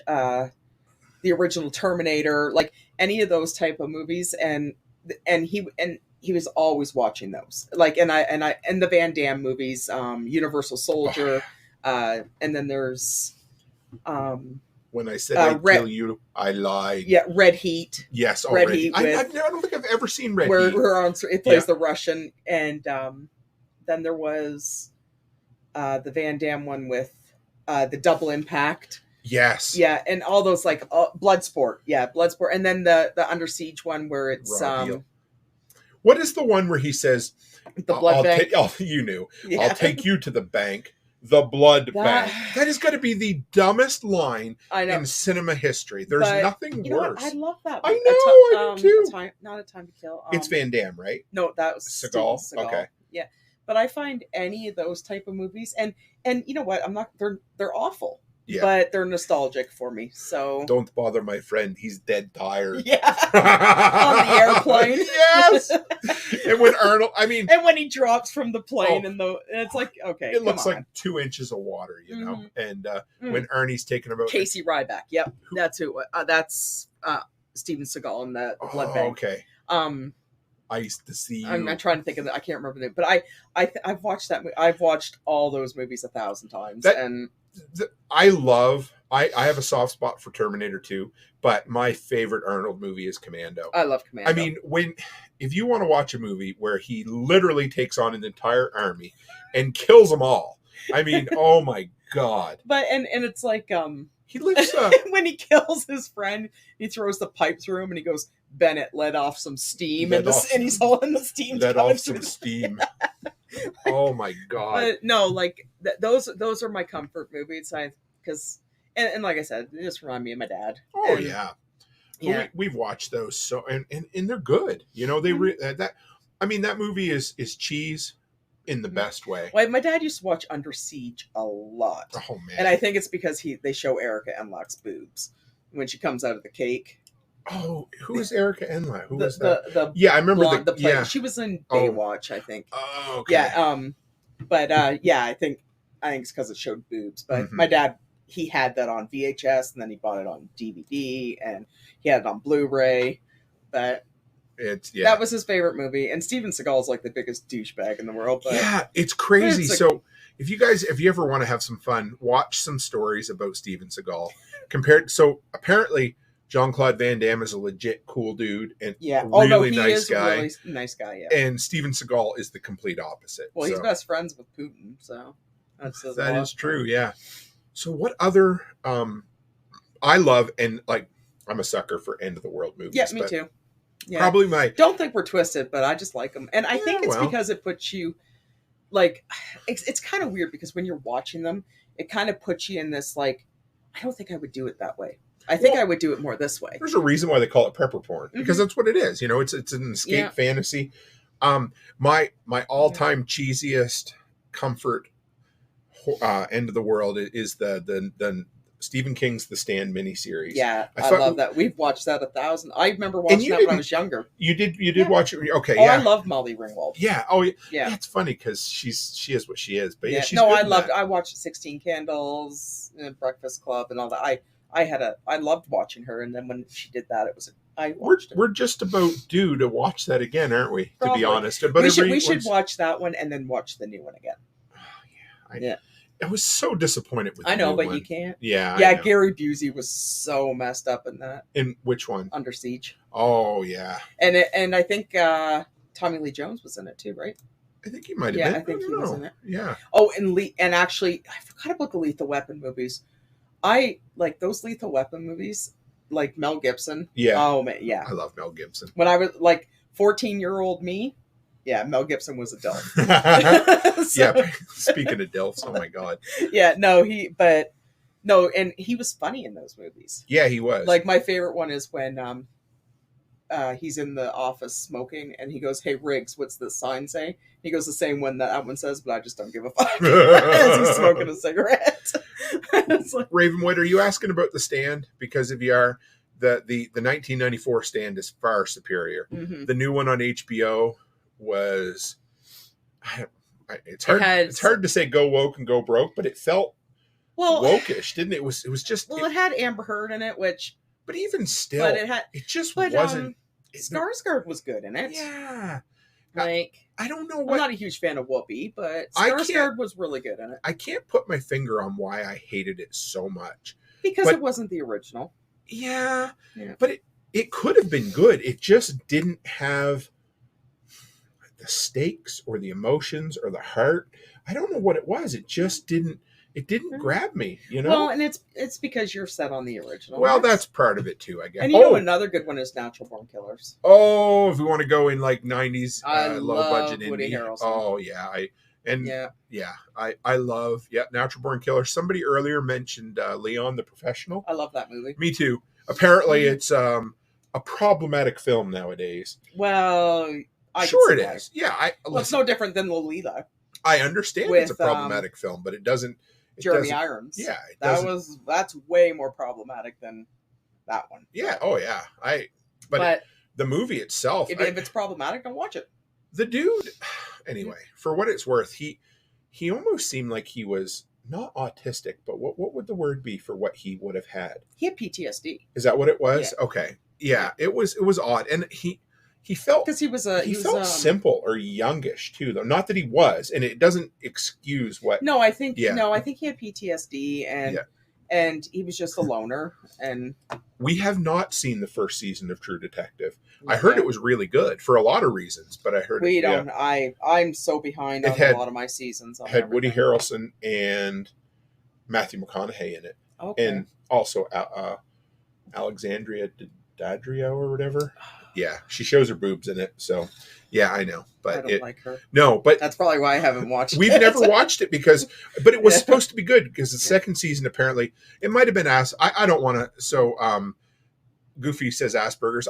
I shouldn't even guess on what he had, but he definitely had some sort of social disorder that made it really. He was an awkward dude, right? Actually, you know what show I heard was really good was the Mayor of Winningham. No, that Mayor Winningham. She's an actress. With Jeremy Renner. Mayor of. Oh yeah. Can't remember. It's Mayor of something. California with Brad Pitt. I love that movie. Yeah. I love that movie. I had that one on DVD. Yes. You introduced me to a lot of those films. I introduced you to California. I said to him, well, let's watch California. And he's like, huh? I said, it's got Brad Pitt and David Duchovny, right? Like, okay, there's that one. That's not the one where they steal the baby, is it? What's the one what's that one? That one is, you put me on the spot. It has Nicolas Cage and John Goodman. Oh, I'll watch anything with John Goodman in it. Here, you just hang on. Oh, you put me on the spot. I can't remember it. It's an 80s. They have the quintuplets 90s, and they want to have a baby, and they steal one of the quintuplets. Yeah, what? It's cheesy as all get it. Raising Arizona, thank you. Yeah. And I'd never seen that before. Yeah. You basically introduced me to 80s movies. I watched 80s action films, but beyond that, I didn't see. There was so much. And part of it is you're 2 years older than me. That's all. Not that that's a big deal, but it was just enough. See, I didn't watch TV. Right. I only watched movies. And you watched movies that your dad watched. Exactly. Too, right? But I wasn't allowed in the house to watch TV. Right. So when we did movies, it was to the movie store and we would pick up 4 or 5 movies and that's what we would watch on the weekends. Right. So it was always these obscure movies. I don't know how many horror movie or 80s movies you've introduced me to over the years, but I've probably seen most of them. So many. Oh man. Like Heathers. Yeah, Heathers. The Heathers is a good one. And most of them, I mean, you've seen them all ahead of time, so it's like, this is good. What was the one? Stepdad or Stepfather? Oh, The Stepfather. Yeah, that was really good too. Like, there's just so many. Even the remake wasn't horrible. Yeah. Yeah, like it had Amber Heard in it again. Renegade Butcher says, I'm problematic and I plan to stay that way. So same with me, you know. John Hughes, I never did you like John Hughes films like 16 Candles and I like 16 Candles. Yeah. I think John Hughes did Planes, Trains, and Automobiles as well. I didn't like that. I don't like I like that. I love Uncle Buck. Uncle Buck's good. Yeah, I know you're hit and miss on that. I'm hit and miss on I did watch them, but it's a comedy, right? Yeah. And that is where we struggle because you don't love comedy and I appreciate comedy, but I mean, I got you going to Bill Burr with me for stand up, so that'll be fun. Yeah, it's Rodney Dangerfield. So speaking of Rodney Dangerfield, I don't like Rodney Dangerfield. He was good in Natural Born Killers. I was just going to say he was such a creep in Natural Born Killers. Creep, yeah. Well, he was anyway. Yeah. Now see Ferris Bueller's Day Off. I hated that movie. No, I didn't hate it. I hated it. I don't know, maybe it's because I don't like Matthew Broderick. I don't know. Like I just even if I watch it now, I don't understand the hype about it. Yeah. I really don't. I love Dirty Dancing. Yep. Yeah. But when you got me to watch I think it was last year when we were in the hotel in Nashville was Roadhouse. Roadhouse. Yeah, I Patrick love Swayze. that. I had never seen it before. Yeah, and what's his face? The one that doesn't age. Oh, the cowboy. oh shit. Sam Elliott. Sam Elliott. Yeah, Sam He's Elliott's got a great been voice. Sam Elliott's been 55 since 1942. Yeah, but he's got a great voice. Oh, too, I right? know. I would. But no, Ferris Bueller. I couldn't get into it, but I know. Rufy said, Ravenwood Acres is you're worried about saving your skin. Yeah, it covers my body. Well, what's one of our favorite lines? It puts lotion on its skin or else it gets the hose again. Yeah. Put the lotion in the basket. Put it in the basket. No, you gotta do it in his voice. Put it in the basket. Yeah. Oh man. Yeah. I like Precious. Yeah. Precious. Oh man. Yeah, the first Silence of the Lambs is good. Yeah. Any of those. Hang on. Tori says, hearing all the stuff Tim's never seen makes me thin. So, okay. He's a TV watcher. I am, but I'm also, I watched different shit. I watch weird shit. We watched I shouldn't say every, but from about 93 to 99, every B low budget indie film that was out there we watched. Red Dawn. Oh, That's yes. I meant to say, yeah. The new one sucked. Yeah. Big time. Red Dawn. Where I don't see it. You just brought it up? Oh, it is. Oh, I missed it. Okay, yeah. Dirty. Yeah, if you like Dirty Dancing, check Red Dawn. I love Red Dawn. And Charlie Sheen was good in that one, too. Oh, Red Dawn is one of my, I meant to say, that's one of my comfort movies. Mm-hmm.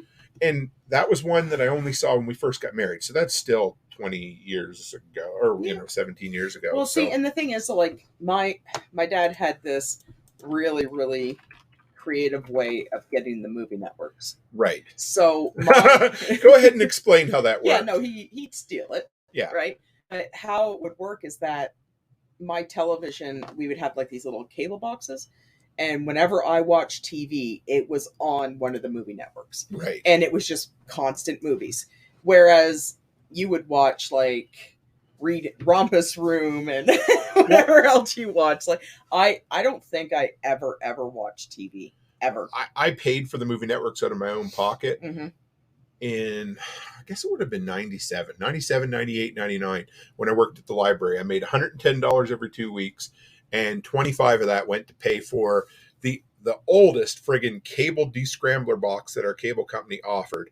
It at that point, it was probably 15 years old. You had to hook it up to your TV so you could get the movie channels, but I loved it. Yeah. I watched so many weird Canadian... But we had movie 1, 2, and 3. Yeah. And then we had movie picks, and they were all like, so movie 1 was all like the brand new ones. Right. And then movie 2 was like, the ones that were like 5, 6 years old. And then it kind of, and then they had M-Pix was all the old stuff. And yeah. that's, I love Fargo. That was all I watched. You betcha, bud. Never watched TV. Yeah. I did watch. So I grew up, I watched everything. I watched sports. I watched A&E when they had a constant stream of Columbo, McMillan and Wife, the Rockford Files, all of those old, they were like 70s crime dramas. I watched hours of that shit. I watched Discovery Channel, every alien, anything I could find that was alien conspiracy shit. I watched that constantly. Outside. You what? Hey, dude, we literally rode our bikes and played baseball until the sun went down all the time. I was outside as soon as the sun came up, and I didn't come back home till the streetlights came on. Columbo fan. I liked Columbo. My dad loved Columbo. It wasn't my favorite. I'm trying to think which one of my favorite was. I liked the Rockford Files a lot. My dad watched Columbo, and he used to watch... what was McLeod? The one that rode the horse? You know which one my dad used to watch was MacGyver. Oh, yeah. Yeah. That was when I was a little kid, like a really little kid. There was an episode where somebody got hung in a cage over a pool that was on fire. And for some reason, it scared me so bad that Mom had to lock the basement door for like 6 months. I watched MacGyver with my dad like twice. And then, like, you get watching it. And my dad, and he used to watch A-Team. A-Team, MASH, and MacGyver were the 3 shows that he used to watch on a regular loop. Though no 3 shows pissed me off the most as those 3. Because MacGyver, he would do these things, and I would say to my dad, like, that's not even real. Like, you couldn't do something like that, right? And then A-Team, I'm like, okay, legit. They just fired off like 300 rounds of bullets, and not one of those guys got hit. Right. Right? And then MASH, come on. So right? as a kid, and this is probably due to my dad's influence, I preferred 70s stuff over 80s stuff like crazy. And part of it was, Dad's like, oh, let's watch, what was it? The Beverly Hillbillies and my dad watched those. All in the Family. Any of that, kind of, I think they're mostly 70s stuff anyway. But I never really cared for like Magnum PI or Miami Vice, or I didn't even really like MacGyver that much. No, MacGyver irritated me. There was something about 80s TV that I really didn't enjoy. Because it was all stupid. But now 90s TV, oh my God. Yeah. Well, I started, like, I watched 90210 and Melrose Place, but I think I only watched them because my friends were watching them. I had no interest in them. I watched a ton of the old Munsters. I never watched any of those. Oh, another one that Dad got me into as a kid was Laurel and Hardy. Love Laurel and Hardy. They're way funnier than the Three Stooges. My dad used to watch Murder, She Wrote. Sure. I watched that with like, my grandmother too. Why the hell are you watching this? Yeah, old school Doctor Who. Again, A&E, so they used to play all the old crime shows from the 70s. They used to play the old Doctor Who, the black and white and the early colored ones. The stuff that, like, I think you had to be high on LSD to get. That used to creep the shit out of me. I didn't even get it, but I watched it. The one my mom used to watch, we used to make fun of her about, was Dr. Quinn Medicine Woman. Oh, somebody just mentioned that. We used to think, yeah. Oh, no, Quincy MD. Sorry, no, Dr. Quinn. Yeah. We used to tease my mom so bad on that one. I bet your dad watched the Chuck Norris show. What was that? Yeah. What was that called? A Walker, Texas Ranger. Walker, Texas Ranger, yeah. That's the equivalent of, and I'm not stepping anybody's toes, but NCIS today. That's like, yeah, it was, right. One Step Closer said the bad effects from the old Doctor Who. Did you ever watch any of the really old, no. I forget who the guy. I bet you Mac has. Oh, I'm sure he has. Yeah, he loves Doctor Who. Another one, so in the 90s. The old Spider-Man. Yeah. The old Spider-Man. Now, cartoons on Saturday morning. It'd be like cartoons He-Man, on Saturday morning. Yes. Care Bears, the Popples, Gem and the Holograms. The Smurfs. Did you say Smurfs? Brian used to watch the Smurfs. I watched the Smurfs. Keep going. We got Ninja Turtles, G.I. Joe, Transformers, Spider-Man, and then there were some other ones like Strawberry Shortcake. Yeah, Snorkels or the Snorks. I mean, yeah. I used to watch Strawberry Shortcake, Gem, Care Bears, and was the Popples movie. I absolutely love that movie, and Did you really? Yeah, I don't even know why. Cute. I think it's because I watched the show. Yeah. So, but yeah, and then like it was all those ones. The Ghostbusters. Yeah. Okay, my brother watched. This is. Thundercats, yeah. I 100% like the Ghostbusters animated way better than the movies.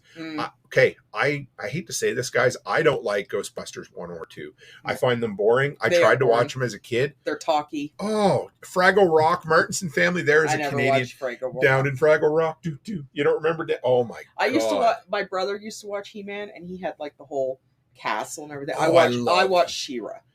I might have told this story on here before, guys, but in grade primary, so that's the first grade in Nova Scotia. That's where kindergarten is. We call it primary.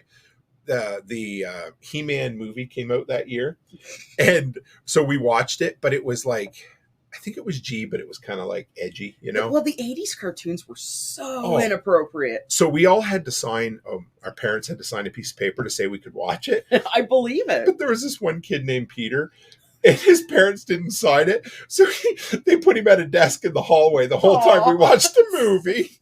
That's so He probably still tells his therapist about it today. So that's so mean. Yeah, I know. The original Transformers was good.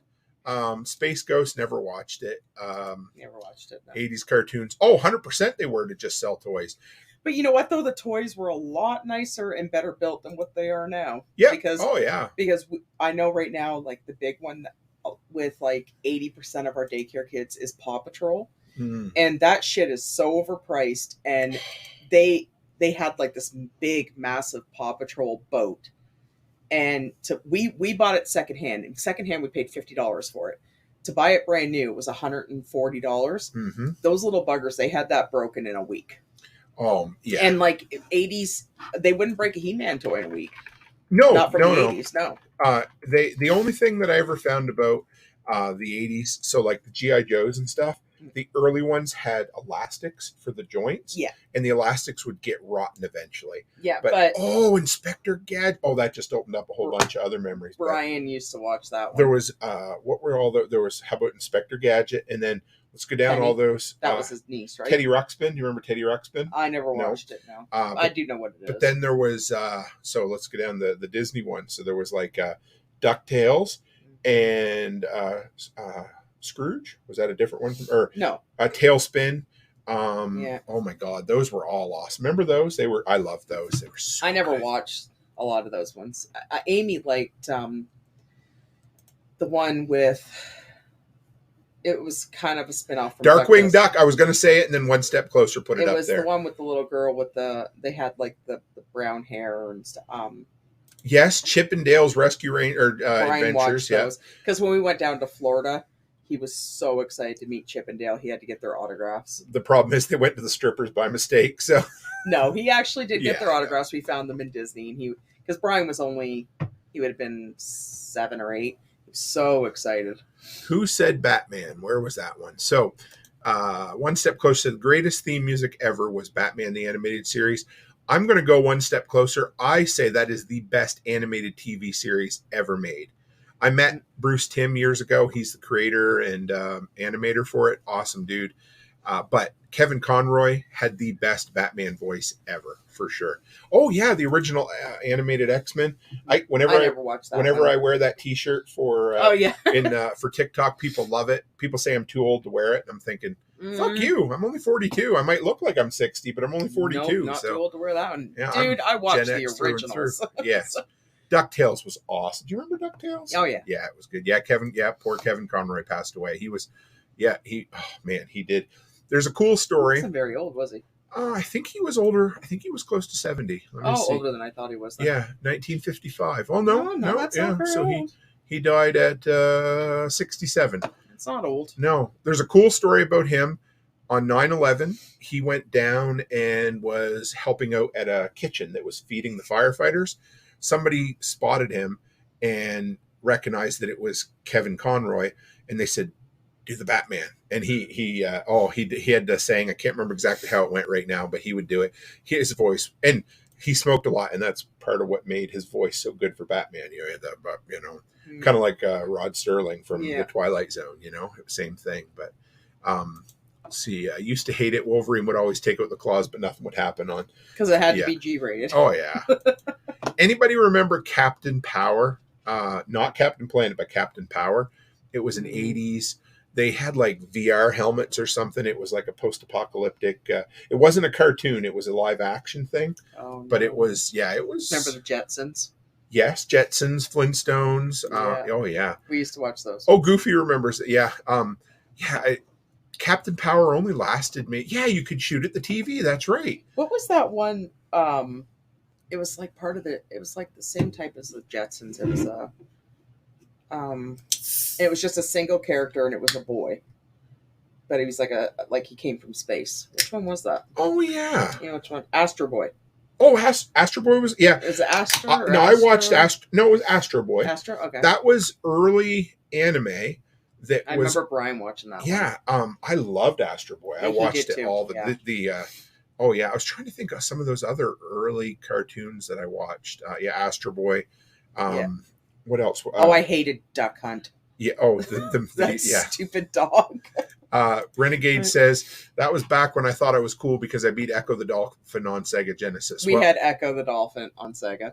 I had a Super Nintendo, so I was the cool kid. The edgy kids had a Sega Genesis. But... Yeah, we had the Sega with the Sonic, and we had Echo the Dolphin. That game pissed me off. I think when I finally got a Genesis, it came with Sonic the Hedgehog 2. I love Sonic. Oh, me too. Yeah. I used to play. Believe it or not, I used to play Jeopardy. Real? Oh Sega, yeah. One Step Voltron. Did you watch Voltron? I loved Voltron back in the day. I remember Voltron. It was like an earlier version of Power Rangers. They had they were the lions that turned into robots that made a giant. They made a giant robot. You know, my sister watched every episode of the Power Rangers from the 90s, I hate and then she Power watched Rangers. every episode of Sailor Moon. Yeah, she did, didn't she? Mm-hmm. That show, Captain Power, very matches with today's stuff. Digitizing people. The bad guy wanted to make a new world order. Yeah, it's true. I listened to a podcast the other day.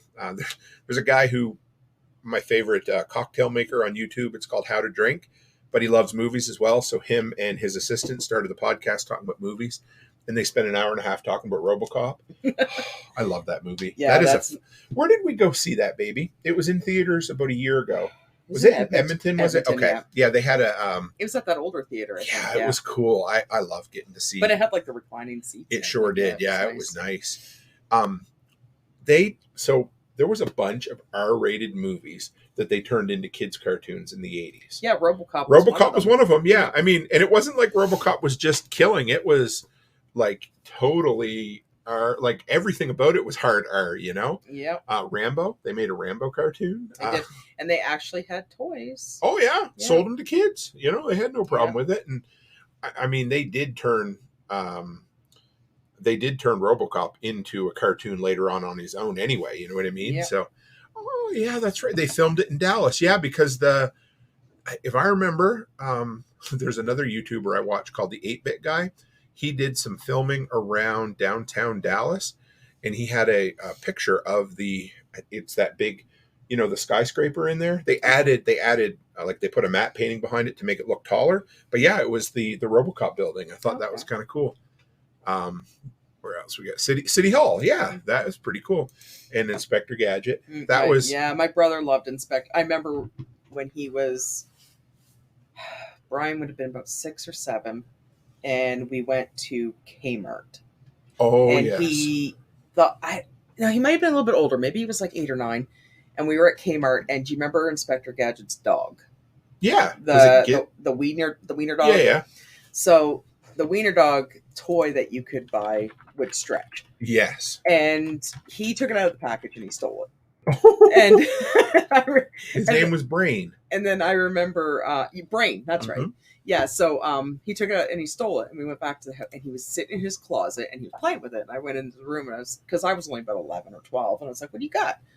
And he's like, what? He goes, I got the dog, and I'm like, well, Mom didn't buy that for you, where'd you get it? And he's like, well, don't tell Mom, and then he got upset, right? And I said, did you go tell Mom? No, I didn't. Okay. So I said to him, so what are you going to do with it? And he goes, well, I didn't pay for it, so I'm going to cut it open. And he cut it open because we wanted to see what made it stretch. Yeah. Oh, what a friggin' mess. But I remember cutting it open in his closet with him, and we were just dissecting this toy dog that he stole. Said Inspector Gadget invented the smartwatch. Yep. Yep.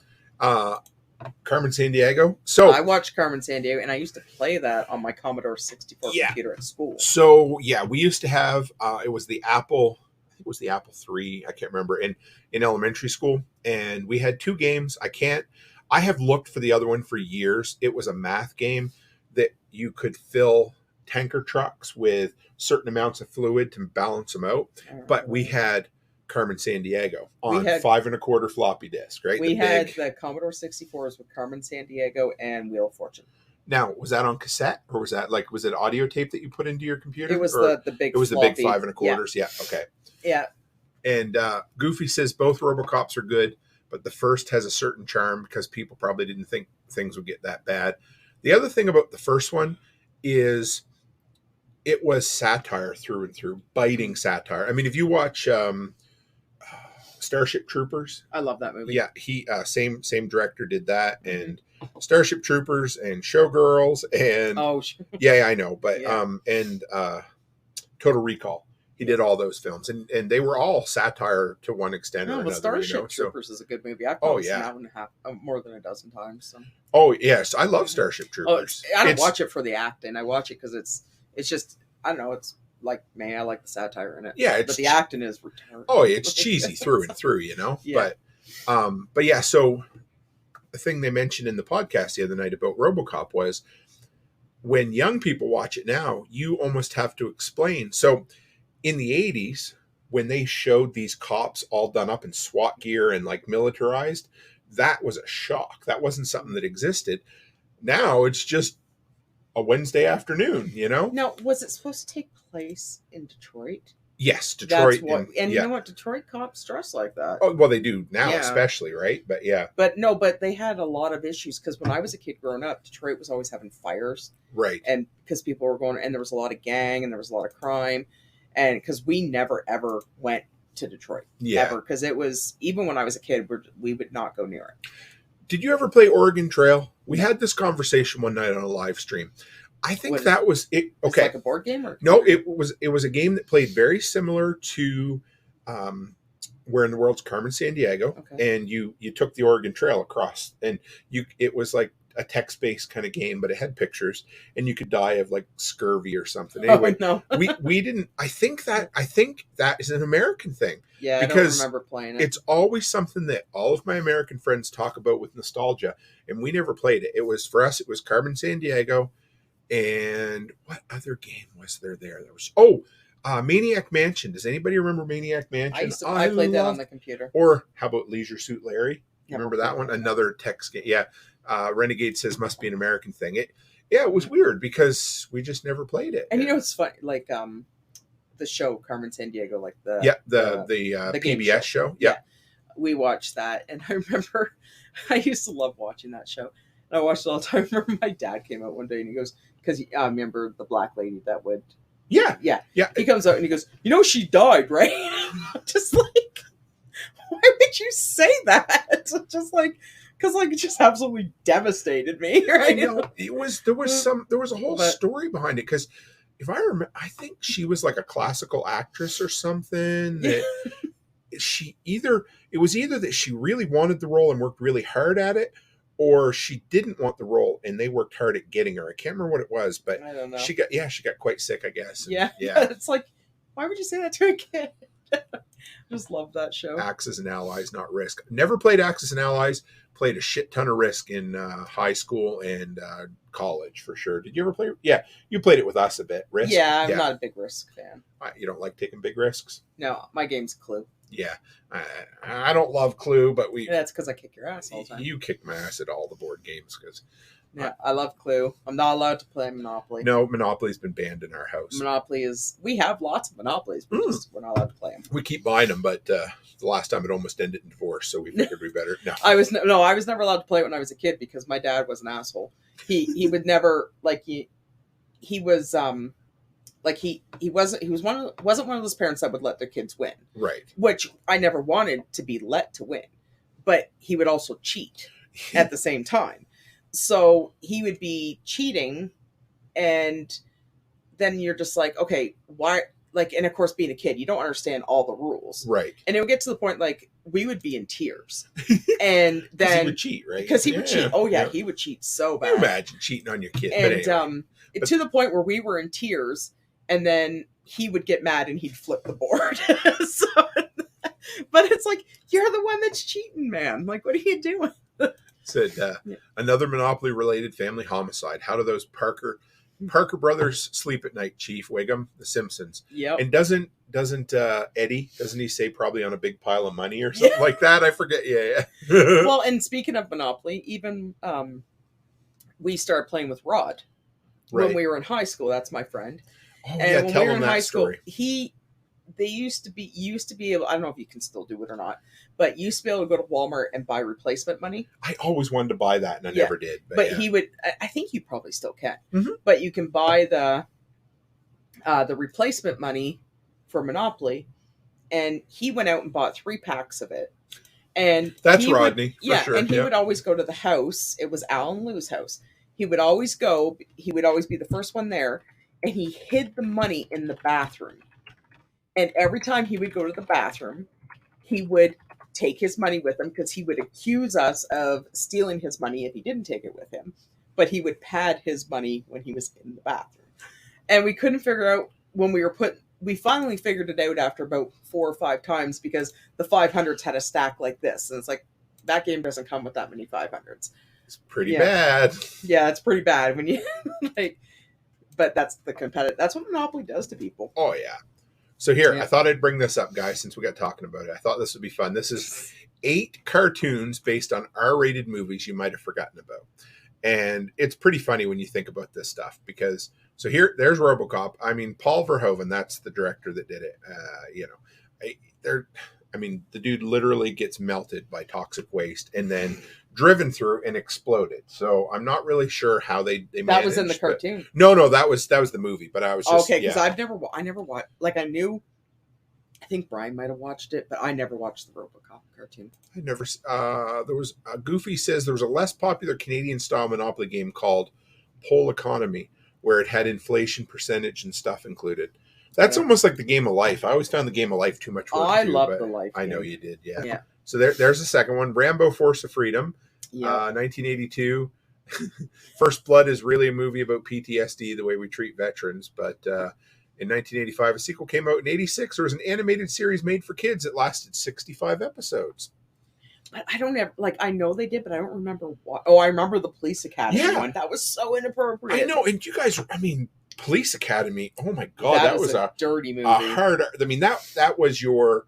You want to talk about problematic 80s films? Actually, you know what's worse than that? Porky's. Oh yeah, my dad watched Porky's.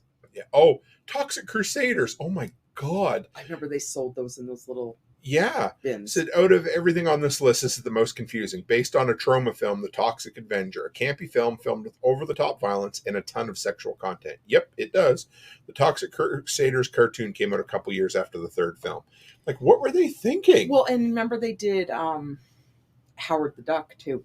Yes, that's right. That movie was so inappropriate, and I think Highlander. Did they not do a cartoon with Howard the Duck? I think they did. Yeah. Clerks. Yeah, I get Porky's was awful. My dad thought that was hilarious, like Porky's, and just to put it out there, I can't remember what. I think I would have been about 9 or 10, and he let us watch it. Porky's. Oh my God. And when the whole scene there where they claim that the woman barks like a dog. Right. During intercourse. Oh, yes. And the guy standing behind the curtain laughing while she's barking like a dog. Yeah, I think I was like 10. Could you imagine? But he wouldn't let me watch Jason 8. Oh, that's the worst. I mean, there's nothing happens in that. In Manhattan. Jason Takes Manhattan. Yeah. He wouldn't let me watch that one, but he let me watch Porky's. And I was like, but I remember watching it, and I'm like, Dad, I don't think I should be watching this. Yeah, Goofy says had to be a teenage boy to like Porky's. Yeah. Yeah. Cocaine was a hell of a drug in the 80s, explains the movies and the cartoons. Yeah. It literally fueled the 80s, right down to the inflation. And Ted's surprised they didn't do a cartoon. I'm surprised too. Now, I mean, some of like Clerks that they talked about, I mean, that was a movie or that was an animated series for adults, but these ones in the 80s that were done for kids just blew me away. Yeah. But Howard the Duck was really bad. Oh yeah. Goofy says Red from that 70s show was the main bad guy, Clarence Bodiger. And he's a good actor. I always enjoyed that. Red now, Foreman. Is Red loosely based on is it Archie Bunker? I don't know. Let's see. I think because I kind of every time I watch that 70s show, I kind of get an Archie Bunker vibe from him. So yeah, I don't know. It doesn't say that he was based on anything. I can see it. Do you kind of get that vibe from him? Not as bad, but I kind of get the vibe. Yes, but I would say because I don't like that 70s show at all. If nothing else, though, Frank from Ephesus from Family, I would say Bill Burr must have based him off of Red Foreman at least a little bit. Well, but Archie Bunker would be older than Red. Right. Yeah, because that would be like all in the family, right? Yeah. I don't know. Let's see if was Red Foreman based on. I mean, I can see that. Archie minus the racism, or at least what was exact. Yeah, I kind of get that Archie Bunker vibe from him. Although I think he does spit out a couple things that, you're kind of like, Yeah, Kitty from that set. Yeah, Kitty, she reminded me so much of that, just that 60s and 70s mom that was probably drunk half the time on whatever the friggin', sugary cocktails she could find, But yeah, best cranky dad is Cotton from King of the Hill. Yeah, if they just hadn't shot his damn shins off, he'd be all set. He's an asshole and abusive to Hank. Well, Archie was too, though. Oh yeah. I'm really I am cautiously optimistic for the King of the Hill reboot because they're going to age everybody 20 years and Mike, or the guy that did it anyway, he apparently did really, really well with the what do you call it? The Beavis and Butthead reboot. They said it, yeah. So Goofy says, "What about Al Bundy?" What about Al Bundy? There he is, right on my shirt tonight. So yeah, I loved that show. Yeah. I was a little young to watch it. I watched it with my dad. Oh yeah, but that was good. Probably one of the height of inappropriate TV. What was the other one? Three's Company. I used to watch that too. That was inappropriate too. Yeah. Al was all bark and no bite, but boy, he could be awfully mean to some ladies. But it was the whole. Sure. But he was. But like it was just like, and I loved Peggy, like, but it's just Peggy was awesome. She loved her bonbons. Remember? Yeah, but like it was not appropriate show for me to be watching at my age. No, but. One Step Closer says, "Damn it, Bobby." Yeah, I love Hank. I mean, I didn't like King of the Hill. Oh, I fucking love King, and I love it more now than I did before. Married with Children, it was great, and it was totally not appropriate for when I would watch it. It was. When did that come out? It was late 80s. Because I remember being young. It was the show that made Fox TV, from what I understand. Like, I mean, they were a new fledgling TV network that had never had a hit yet, and it was a big hit for him. No, 87 to 87. Ed O'Neill. Yes, like Ed O'Neill. He's really good in. Oh yeah, I love him. I like Modern Family, and I like Ed O'Neill. Yeah, I do. I like him a lot. He reminds me. He's kind of up there with like John Goodman, because I used to watch Roseanne, and he's kind of like in that same one. But 1987, I would have only been 8. Yeah, I'd have been 6. You know? And I don't think that was an appropriate show for an 8-year-old to watch. No, I don't think I'd let my 8-year-old watch it. No, but, I'd let Charlie watch it now. Or Alice, they're 13. Yeah, I know. Different, right? Goofy says, "Remember that scene in The Office when Michael's talking about the 80s and Coke? He said, but boy, did we move a lot of paper back then." I love The Office. The Office is I think that's one of the comedies I can handle. Yeah. I mean, again, but it's not slapstick comedy. It's like, it's smart comedy. Yeah. That's why I like it. It's funny. You said Martinson said Bundy turned out to be clean compared to Cosby and Saget. Well, yes, for 2 different reasons though. You know, I fucking love Bob Saget when he's in Harold. It's Harold and Kumar, and he says, "I suck dick for Coke." That was the first time I realized that this dude is a friggin' hilarious dude. You know, but you got what you saw with him. And now, Cosby liked to put, we all know what Cosby liked to do, right? Yeah. So, yeah. Oh, yes, Dinosaurs. Do you remember Dinosaurs? That was on, I think that was a Sunday evening show. Isn't that the one where he goes, "Not the baby"? Yeah, not the mama. Not the mama. Yeah. So, if you ever want to see the ending episode, was the whole family dies in it. They go extinct. The asteroid hits. Apparently, it's like dark as shit. I should have watched that then. Yeah, I hated that show. I didn't like it. I remember. How about all right? So if we're going to talk about TGIF and Sunday night TV as well. Never watched any of those. Perfect Strangers, Family Matters, Full House. You never watched any of those? No, I hated I did catch every once in a while an episode of Full House. I hated it. I loved Perfect Strangers. I remember going to my grandmother's house every Friday or Monday. I think it was every Friday, and we used to watch the Roseanne.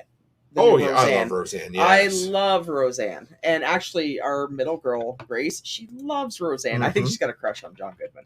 Oh, but, yeah. But but she still, they took it off because of that bullshit with Roseanne Barr. I know. But they, which shouldn't matter because Roseanne was actually a really good show. Yeah, and she was funny and hilarious. And well, yeah, but it touched on a lot of topics, and it was a good show. Yep. I hated Urkel. Let's bring this up here. And Perfect Strangers, Belky drove me nuts. Yeah, I couldn't watch any of those. I don't remember On Our Own. Let's see if we remember any of these. Baby Talk, I don't remember that one. No. Family Matters. I never watched Family Matters. I probably watched every episode of Family Matters. Every episode of Fresh Prince of Bel-Air. I fucking loved that. Step by Step. You remember that one? I remember, but I never watched it. Yeah, I love that one. It was a good one. I don't know why I like that. I never watched the Clueless show. Never watched that. Oh, Two Guys, a Girl, and a Pizza Place. This would have been the last of TGIF. It is. He was awesome in that. I love that show. Never watched it. And then I think they shortened it to Two Guys, a Girl, or Two Guys or something. It was good. Full House, of course, was good. Never watched the Hewleys. Boy Meets World. I didn't like Boy Meets World. I never watched it. Sabrina the Teenage That Witch. would be up there with Home Improvement. Yeah, I loved Home Improvement, of course. I like So there's your dinosaurs, Renegade. Yeah, that actually makes it look really good right there in that picture. But yeah, I remember Hanging with Mr. Cooper. Do you remember that one? I remember, but I never watched it. That was a good one. I like that. Sister. I I remember that one. Perfect Stranger. I loved Perfect Strangers. I don't know Perfect why. Strangers. Yeah, I know. Hated It's it. okay. Just 10 of Us. Don't Never. remember that one. I don't remember that one at all. But it, they were good. What do we got here? Family Ties. Family Ties. That's one with Michael J. Fox, isn't it? Or was that Kirk Cameron? Yeah, there were Growing Pains was Kirk Cameron. Okay. Family Ties was Michael J. Fox. Yes, and I liked those. Those were good. And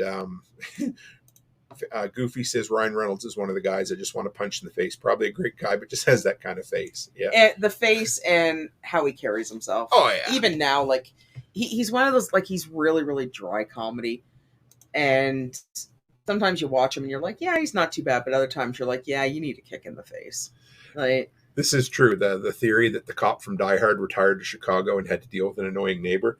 You know, Carl Winslow from Family Matters. He was the dad, but he's also the cop in Die Hard. Okay, so I love that theory that he retired from. After that, he's like, no, that's it. I'm just going to go be a and quiet that was city the one cop. with Steve With Urkel. Yeah. Okay. You got any cheese? Oh my god. What else we got here? Oh, Empire Records. I like that one. It's not bad. I loved Liv Tyler back in the day. Yeah, I liked her more than the other one from the Aerosmith videos. Alicia Silverstone. Yeah. Alex P. Keaton. That's Michael J. Fox. Yeah, he was that was a good show. There was a lot of those. Oh, Who's the Boss? Yeah. Oh, my dad watched I loved Who's the Boss. I don't know why I loved it, but it was, oh my God, so many 80s sitcoms. We'll have to do a whole episode on 80s sitcoms sometime. But I didn't watch a lot of them, though. That's Dazed. Oh, yeah. Loved it. You know what I love about high school girls? I keep getting older, but they stay the same age. That was Matthew McConaughey. All right. Yeah. Fucking love that. That movie. I don't remember. You were gone somewhere for a few days a couple summers ago. Remember when I built my studio in the garage and it rained? I don't know where you were for a couple days. I watched Dazed and Confused again that time. And I loved it as much now. When I was a high school student and watched it, I fucking loved that film. And it holds up. It's great. Yeah. Did you like it, or have you ever seen it? No, I don't think I've watched the whole thing. It's got a, what's his name in it? Who's the guy that takes him to the train station or in Yellowstone? Rip? Yeah, there's a young Rip in it too. Oh, But it's just a perfect. It's got a young Mila Jovovich, and it has a killer soundtrack for sure. Cooler. Are we talking about the movie with William H. Macy? I really like that film. If that's the one we're talking about. No, sorry. You said it'd be a lot cooler if you did. Yeah, I think that's talking about. That's a quote from Dazed and Confused as well. Cheers. Yep. Cheers was a little before my time, but I still watched quite a bit of it. I always loved Norm. He just cracked me up. And Woody. Woody was hilarious.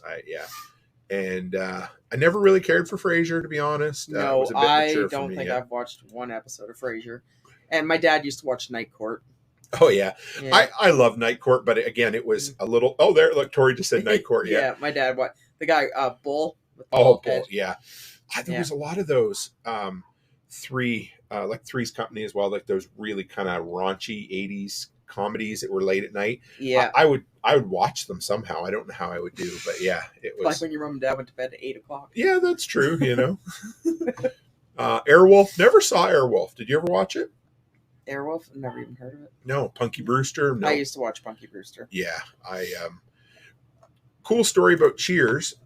It had, like, the first season or maybe two had some of the absolute worst ratings of any TV show ever. I believe it. I didn't like that show at all. But here's the thing. If that were made today, it would have been canceled after 3 episodes. But the network stayed with it, and it's considered one of the most classic sitcoms of all time. And I loved it. You know, I did. The opening to Night Court sounds like porn. Yeah. Mm-hmm. MASH. Never watched. My dad watched it, and I watched bits and pieces. Kids in the Hall. Oh, my God. What was the, what was it, Kramer? Seinfeld? No. On MASH, they're the one that wore the dress. Oh. What was his name? I'm not Cringer. I can't remember his name. I never watched it. He irritated me, and like I don't know. It just like you kind of wanted to watch it because it took place during Vietnam, and you thought maybe you'd Korean see War, wasn't it? Korean War? War? Was it? I don't know. I don't know. Was it Vietnam or the Korean War? Was one of them, but yeah, Klinger. Klinger. Okay. Yeah. But yeah, Klinger. Okay. But it's just like you always expected to see more, but it was more dramatics than. Yeah. Like, yeah. Korea. Okay. It wasn't my thing for sure. No, it wasn't mine either. Trying to see what. Somebody said William H. Macy. He made a lot of good. He's good. You know what? As much as I can't Shameless stand the show, awesome. He's really good in Shameless. He plays a good Frank Gallagher. Oh yeah. Yeah. And he was in a lot of lower budget kind of indie films in the 90s, which I loved. I'm trying to see. Let's see what we can find here if I can remember any of them. Got to go back. Man, he has made a lot of TV and movies, hasn't he? Holy shit. Keep going there. Mystery Men. Anybody, you remember Mystery Men? That cheesy, in 1999, it was this like, they recruit these superheroes or whatever. It was like loser superheroes. Hard 8 was really good. Yeah. Remember, Disney owns Fox now, so Klinger is a Disney princess. Probably. Yes, Alan Alda is insufferable. I agree. Yeah. Yeah, I never really enjoyed him. And he said the early ones were funnier, but it got preachy. Are we talking about Shameless or MASH? Yeah, no, Alan Alda, I don't know, I think it's his voice. Yeah. Yeah, like. So, yeah, William H. Macy was in the Psycho remake, which I actually really liked. Pleasantville, I loved. He was in Boogie Nights. Go back a little further. Yeah, Boogie Nights. Fargo. He was in Fargo, which was great. What else? I know there was more. I'm trying to think of the other ones. Maybe it was 2000s films I really liked him in. But yeah, he was always in some really, really good films. The Shoveler. The Shoveler. Yeah. What's that, baby? That was, one of his movies. Yeah. Welcome to Collinwood. No, I don't. Yeah. Remember Cellular? Oh my God. Anyway. Yeah, here we are. Yeah. Thank You for Not Smoking. That was a good one too. Yeah. But the accents in Fargo. Yeah. And they're true to life too. They're sometimes. Yeah. Like more backwoodsy ones you go. Oh yeah. Yeah. Magnolia. Yep. Yes, that's right. Magnolia was a good one too. Remember that movie with Kevin Spacey that won an Oscar, and it was American Beauty? Yeah, that was an okay movie back in the day, but I don't think it's probably hasn't aged very well, has it? No, but it was good when she shot him in the back of the head. Yes, yeah, a lot of those. Yeah. What do we got here? Yeah, I think a lot of his movies were taken off Netflix. Yeah, Kevin Spacey, and he to was be naughty fair, too. he was, but he was never convicted of anything. So I know, but kind of like Mike. But it's funny though. We can.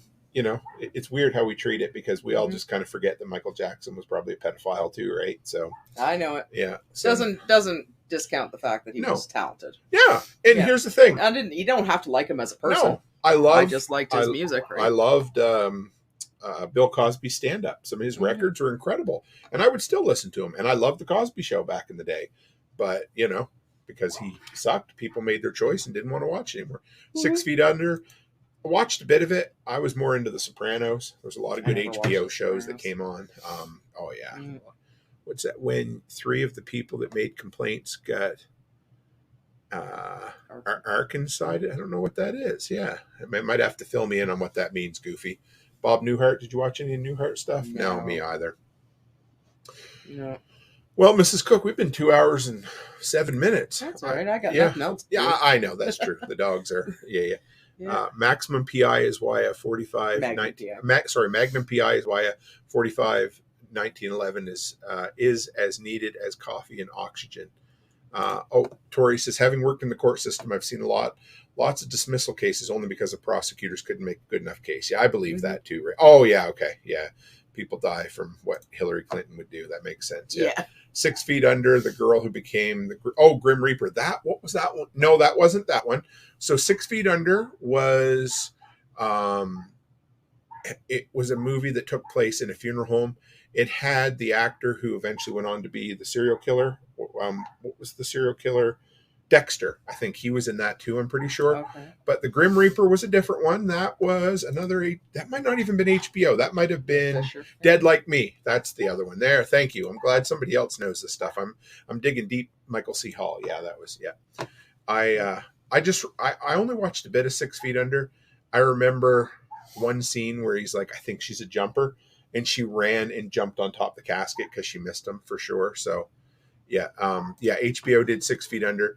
I was trying to think, Dead Like Me, I think that might have been a Showtime show. I don't know why I know this, but I'll bring it up here so you can see it. But it was okay. It didn't last quite as long, but Dead Like Me. She was a Grim Reaper, 2003. Let's see, I'll bring it up. Yeah, she was hit by the Mir space station. Here it is. Let's bring it up. I'll bring it up. Yeah, I see if anybody else remembers this. There we are. So this was it here. She was, the main actress was, I think it was that Ellen Mueller. Wasn't that Rebecca? Right there. Yeah, I don't. Is it Rebecca Gayheart? I don't. She wasn't the main actress though. Okay, but that's who that is. Yeah, I think this was the main actress here, George Lass or whatever. And she got hit by. That's right. She got hit by the Mir space station. She died, and somehow took the place of a Grim Reaper. And it was okay. It was very dark and twisted, Rebecca Gayheart. Oh, maybe it was then. Okay. Yeah. Good sports show with Sports Night. Never watched that before. Drop Dead Diva. No. Yeah. What else? What came on? Band of Brothers from HBO was really good. I never watched that one either. That was a miniseries. Took place in the Second World War. I think in some ways it was better than Saving Private Ryan for sure. But yeah, I did watch a few episodes of this. It didn't last nearly as long as some of the other ones, but I really want to go back. We talked about this and watch Sopranos sometime. Because you've never watched it, have you? No. It's good. Like, it's really good. I find mob movies are hard. Yeah, but it's more of a modern. I mean, I say modern. It's fucking 25 years old now, but or 20 years. No, it's probably 25 years old now. But let's take a look and see. Sopranos. Yeah, 1999. So it's 24 years old. So yeah, I don't know. I find that's kind of hard. It's pretty good, worth a look. I think we're talking about Dead Like Me. Goofy Roofy said it got canceled too soon, but allowed Peter Krause to go on to 6 Feet Under and Felicity Huffman to do Desperate Housewives. If that's what we're talking, or Sports Night. I think that might be Sports Night they're talking about. Yeah, I heard that was good. That was HBO had some sleeper hits in the early 90s that never really went anywhere, Yeah, Sopranos was surprisingly deep at times. But you've never seen any of it? No. Maybe this winter we'll try it if we have to pick a show, because it's really good. October I start watching my Walking Dead again. Oh fuck, Walking Dead! Oh Jesus! I have to rewatch watch the first fucking 6 episodes. I have to rewatch it every year. Yeah. I rewatch it every year.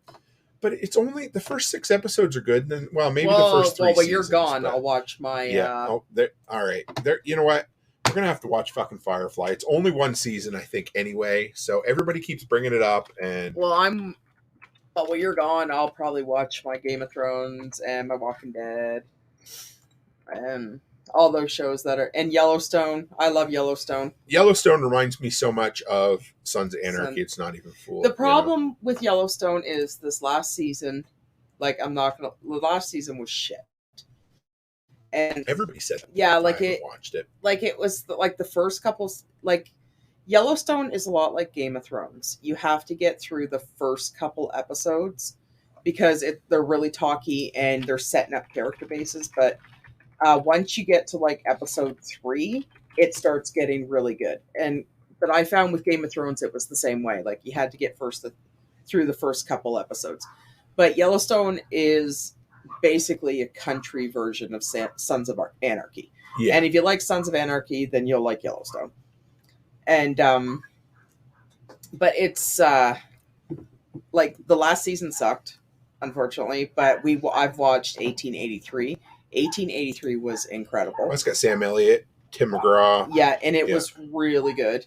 1923 is really, really, really slow. I'm not a huge fan of Harrison Ford or Helen Mirren, but I find it really slow. And the acting is they don't mesh very well, those two. Yeah, Yeah, even the promotional videos are like, or the promotional photos, you're like, Yeah, just, like they don't. people say they said they have good chemistry, but They don't. No, they look. I didn't see the chemistry together on screen at all. Even the way he like has his hand on her face, I'm like, oh, that's so weird. Yeah, no, I couldn't pick it up, but like Yellowstone, Kevin Costner is so good. Like he's really coming to his own, but like I said, the last season was just like a farce, and I hope they listen to the viewers and they smarten the hell up. Well, this is what happened in Sons of Anarchy. Kurt Sutter or whatever, when he started writing, he became so popular that they give him carte blanche to do whatever he wanted with the scripts. And the last episodes of SOA sucked. Well, they were bloated. They were like, Yeah. they all needed an editor, but he believed in his own hype, and this is exactly what's happening with Yellowstone and Tyler Sheridan. Yeah. So he has this contract with Paramount or whatever the big one is, and he can do whatever he wants with the series, and so he can make them inflated. He can do 15-minute country music montages while they watch people, round up bulls and cows. Like, okay, we get it. They're cowboys. We get it. That's what they're doing. But I live in Alberta. I don't give a shit that they're rounding up cows. I see cows every day. I want good story. Yeah. And that the last season of Yellowstone was a lot like that, and it was dragged out. It was long. And it was kind of like, like I'm just hoping they redeem themselves, because I think this is the last season that's coming up. Last half season, yeah. Yeah. Peaky Blinders, I started watching the first episode, and I was gonna actually keep watching it, but then I just never got back into it. That's got Cillian Bane Murphy. and oh no, yeah, right, no, yeah. Cillian Murphy. Yeah, I was thinking of oh shoot, who's the guy that plays Bane in the Batman movie? Anyway, but he has another show like Peaky Blinders, but but I'm actually going to give Peaky Blinders a try when things start calming down. Yeah, Boardwalk Empire was good. Yeah, I love that, and it was crazy because Tom Hardy. Thank you. One step. Tom Hardy. Yeah, I love Steve Buscemi. He was in. There was another guy that was in so many 90s indie films. And what an ugly dude. He is, but he's a good actor. He's really, and he's so friggin' weird. Yeah, he is. Like, I know I like Steve Buscemi a lot. And I like Tom Hardy. Although Tom Hardy is kind of reminded me a bit of Jared Leto? Gerald Butler. Okay. Yeah, I'm losing my talk here. Yeah, basically he's got a lot of student loans to pay off. Oh. And I find that with Tom Hardy, he's kind of picking up all these whole bunch of random movies. He made some really good, like the last Venom sucked.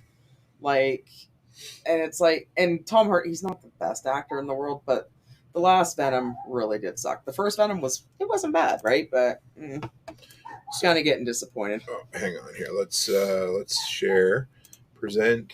Oh, let's stop screen. Let's share. We'll bring this up and then we'll maybe call her a night. Steve Buscemi, share.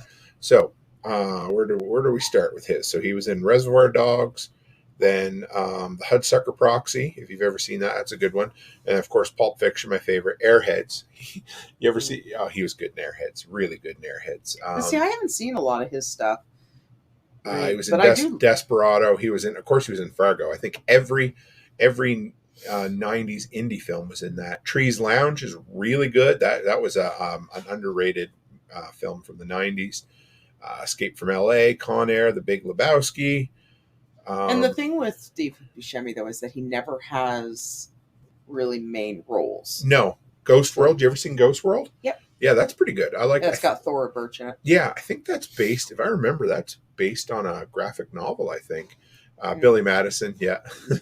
Isn't that the one where his eyes kind of look outwards? Yes. Billy Madison, yeah. Yeah. But I remember him in Armageddon. Yeah, he was in that too. Yeah. I guess that's about, where he got all the big loan from the loan shark because he thought he was going to die up in space, and then he's trying to like ride the nuclear bomb. That's right. Yes. Yeah. Fargo, Are We Square? That's a really good one. A Simple Plan. I really love A Simple Plan. That has Billy Bob Thornton in it. It's very similar to Fargo, where they find that plane that crashes in the woods in the snow. Yeah, it's really good. I enjoy that. Dunkirk was really good. Absolutely. Did you guys see the documentary about the Japanese woman who thought Fargo was real and went and tried to find the money by the fence. Oh my God, no. Oh, If you can find me a link of that, Goofy, send it to me, because that would be quite. That doesn't really surprise. I mean, no. The shit that people think is real nowadays. I know. All right, let's call her a night, Mrs. Cook. It's been 2 hours and 20. I don't think I'm. Oh, Heat. Yeah, Heat's so good. Jesus, you guys are gonna keep making. We'll have another night talking about movies at some point. But we spend an hour talking about prepping and an hour and a half talking about films. So there you go. So for the summer, there's going to be no Saturday episodes, no Saturday live streams. It's going to be family night for us. It'll be fun. I'm looking forward to it. I announced it in the Telegram group. So there'll be 3 episodes a week going just until I get back, probably from Tennessee. I think it'll work better for everybody. And the content will be top notch for us. And it'll be a Thursday deep dive episode, a Friday of me and Mrs. Cook, and then a Sunday night evening interview show. So want to go see the dogs, hon?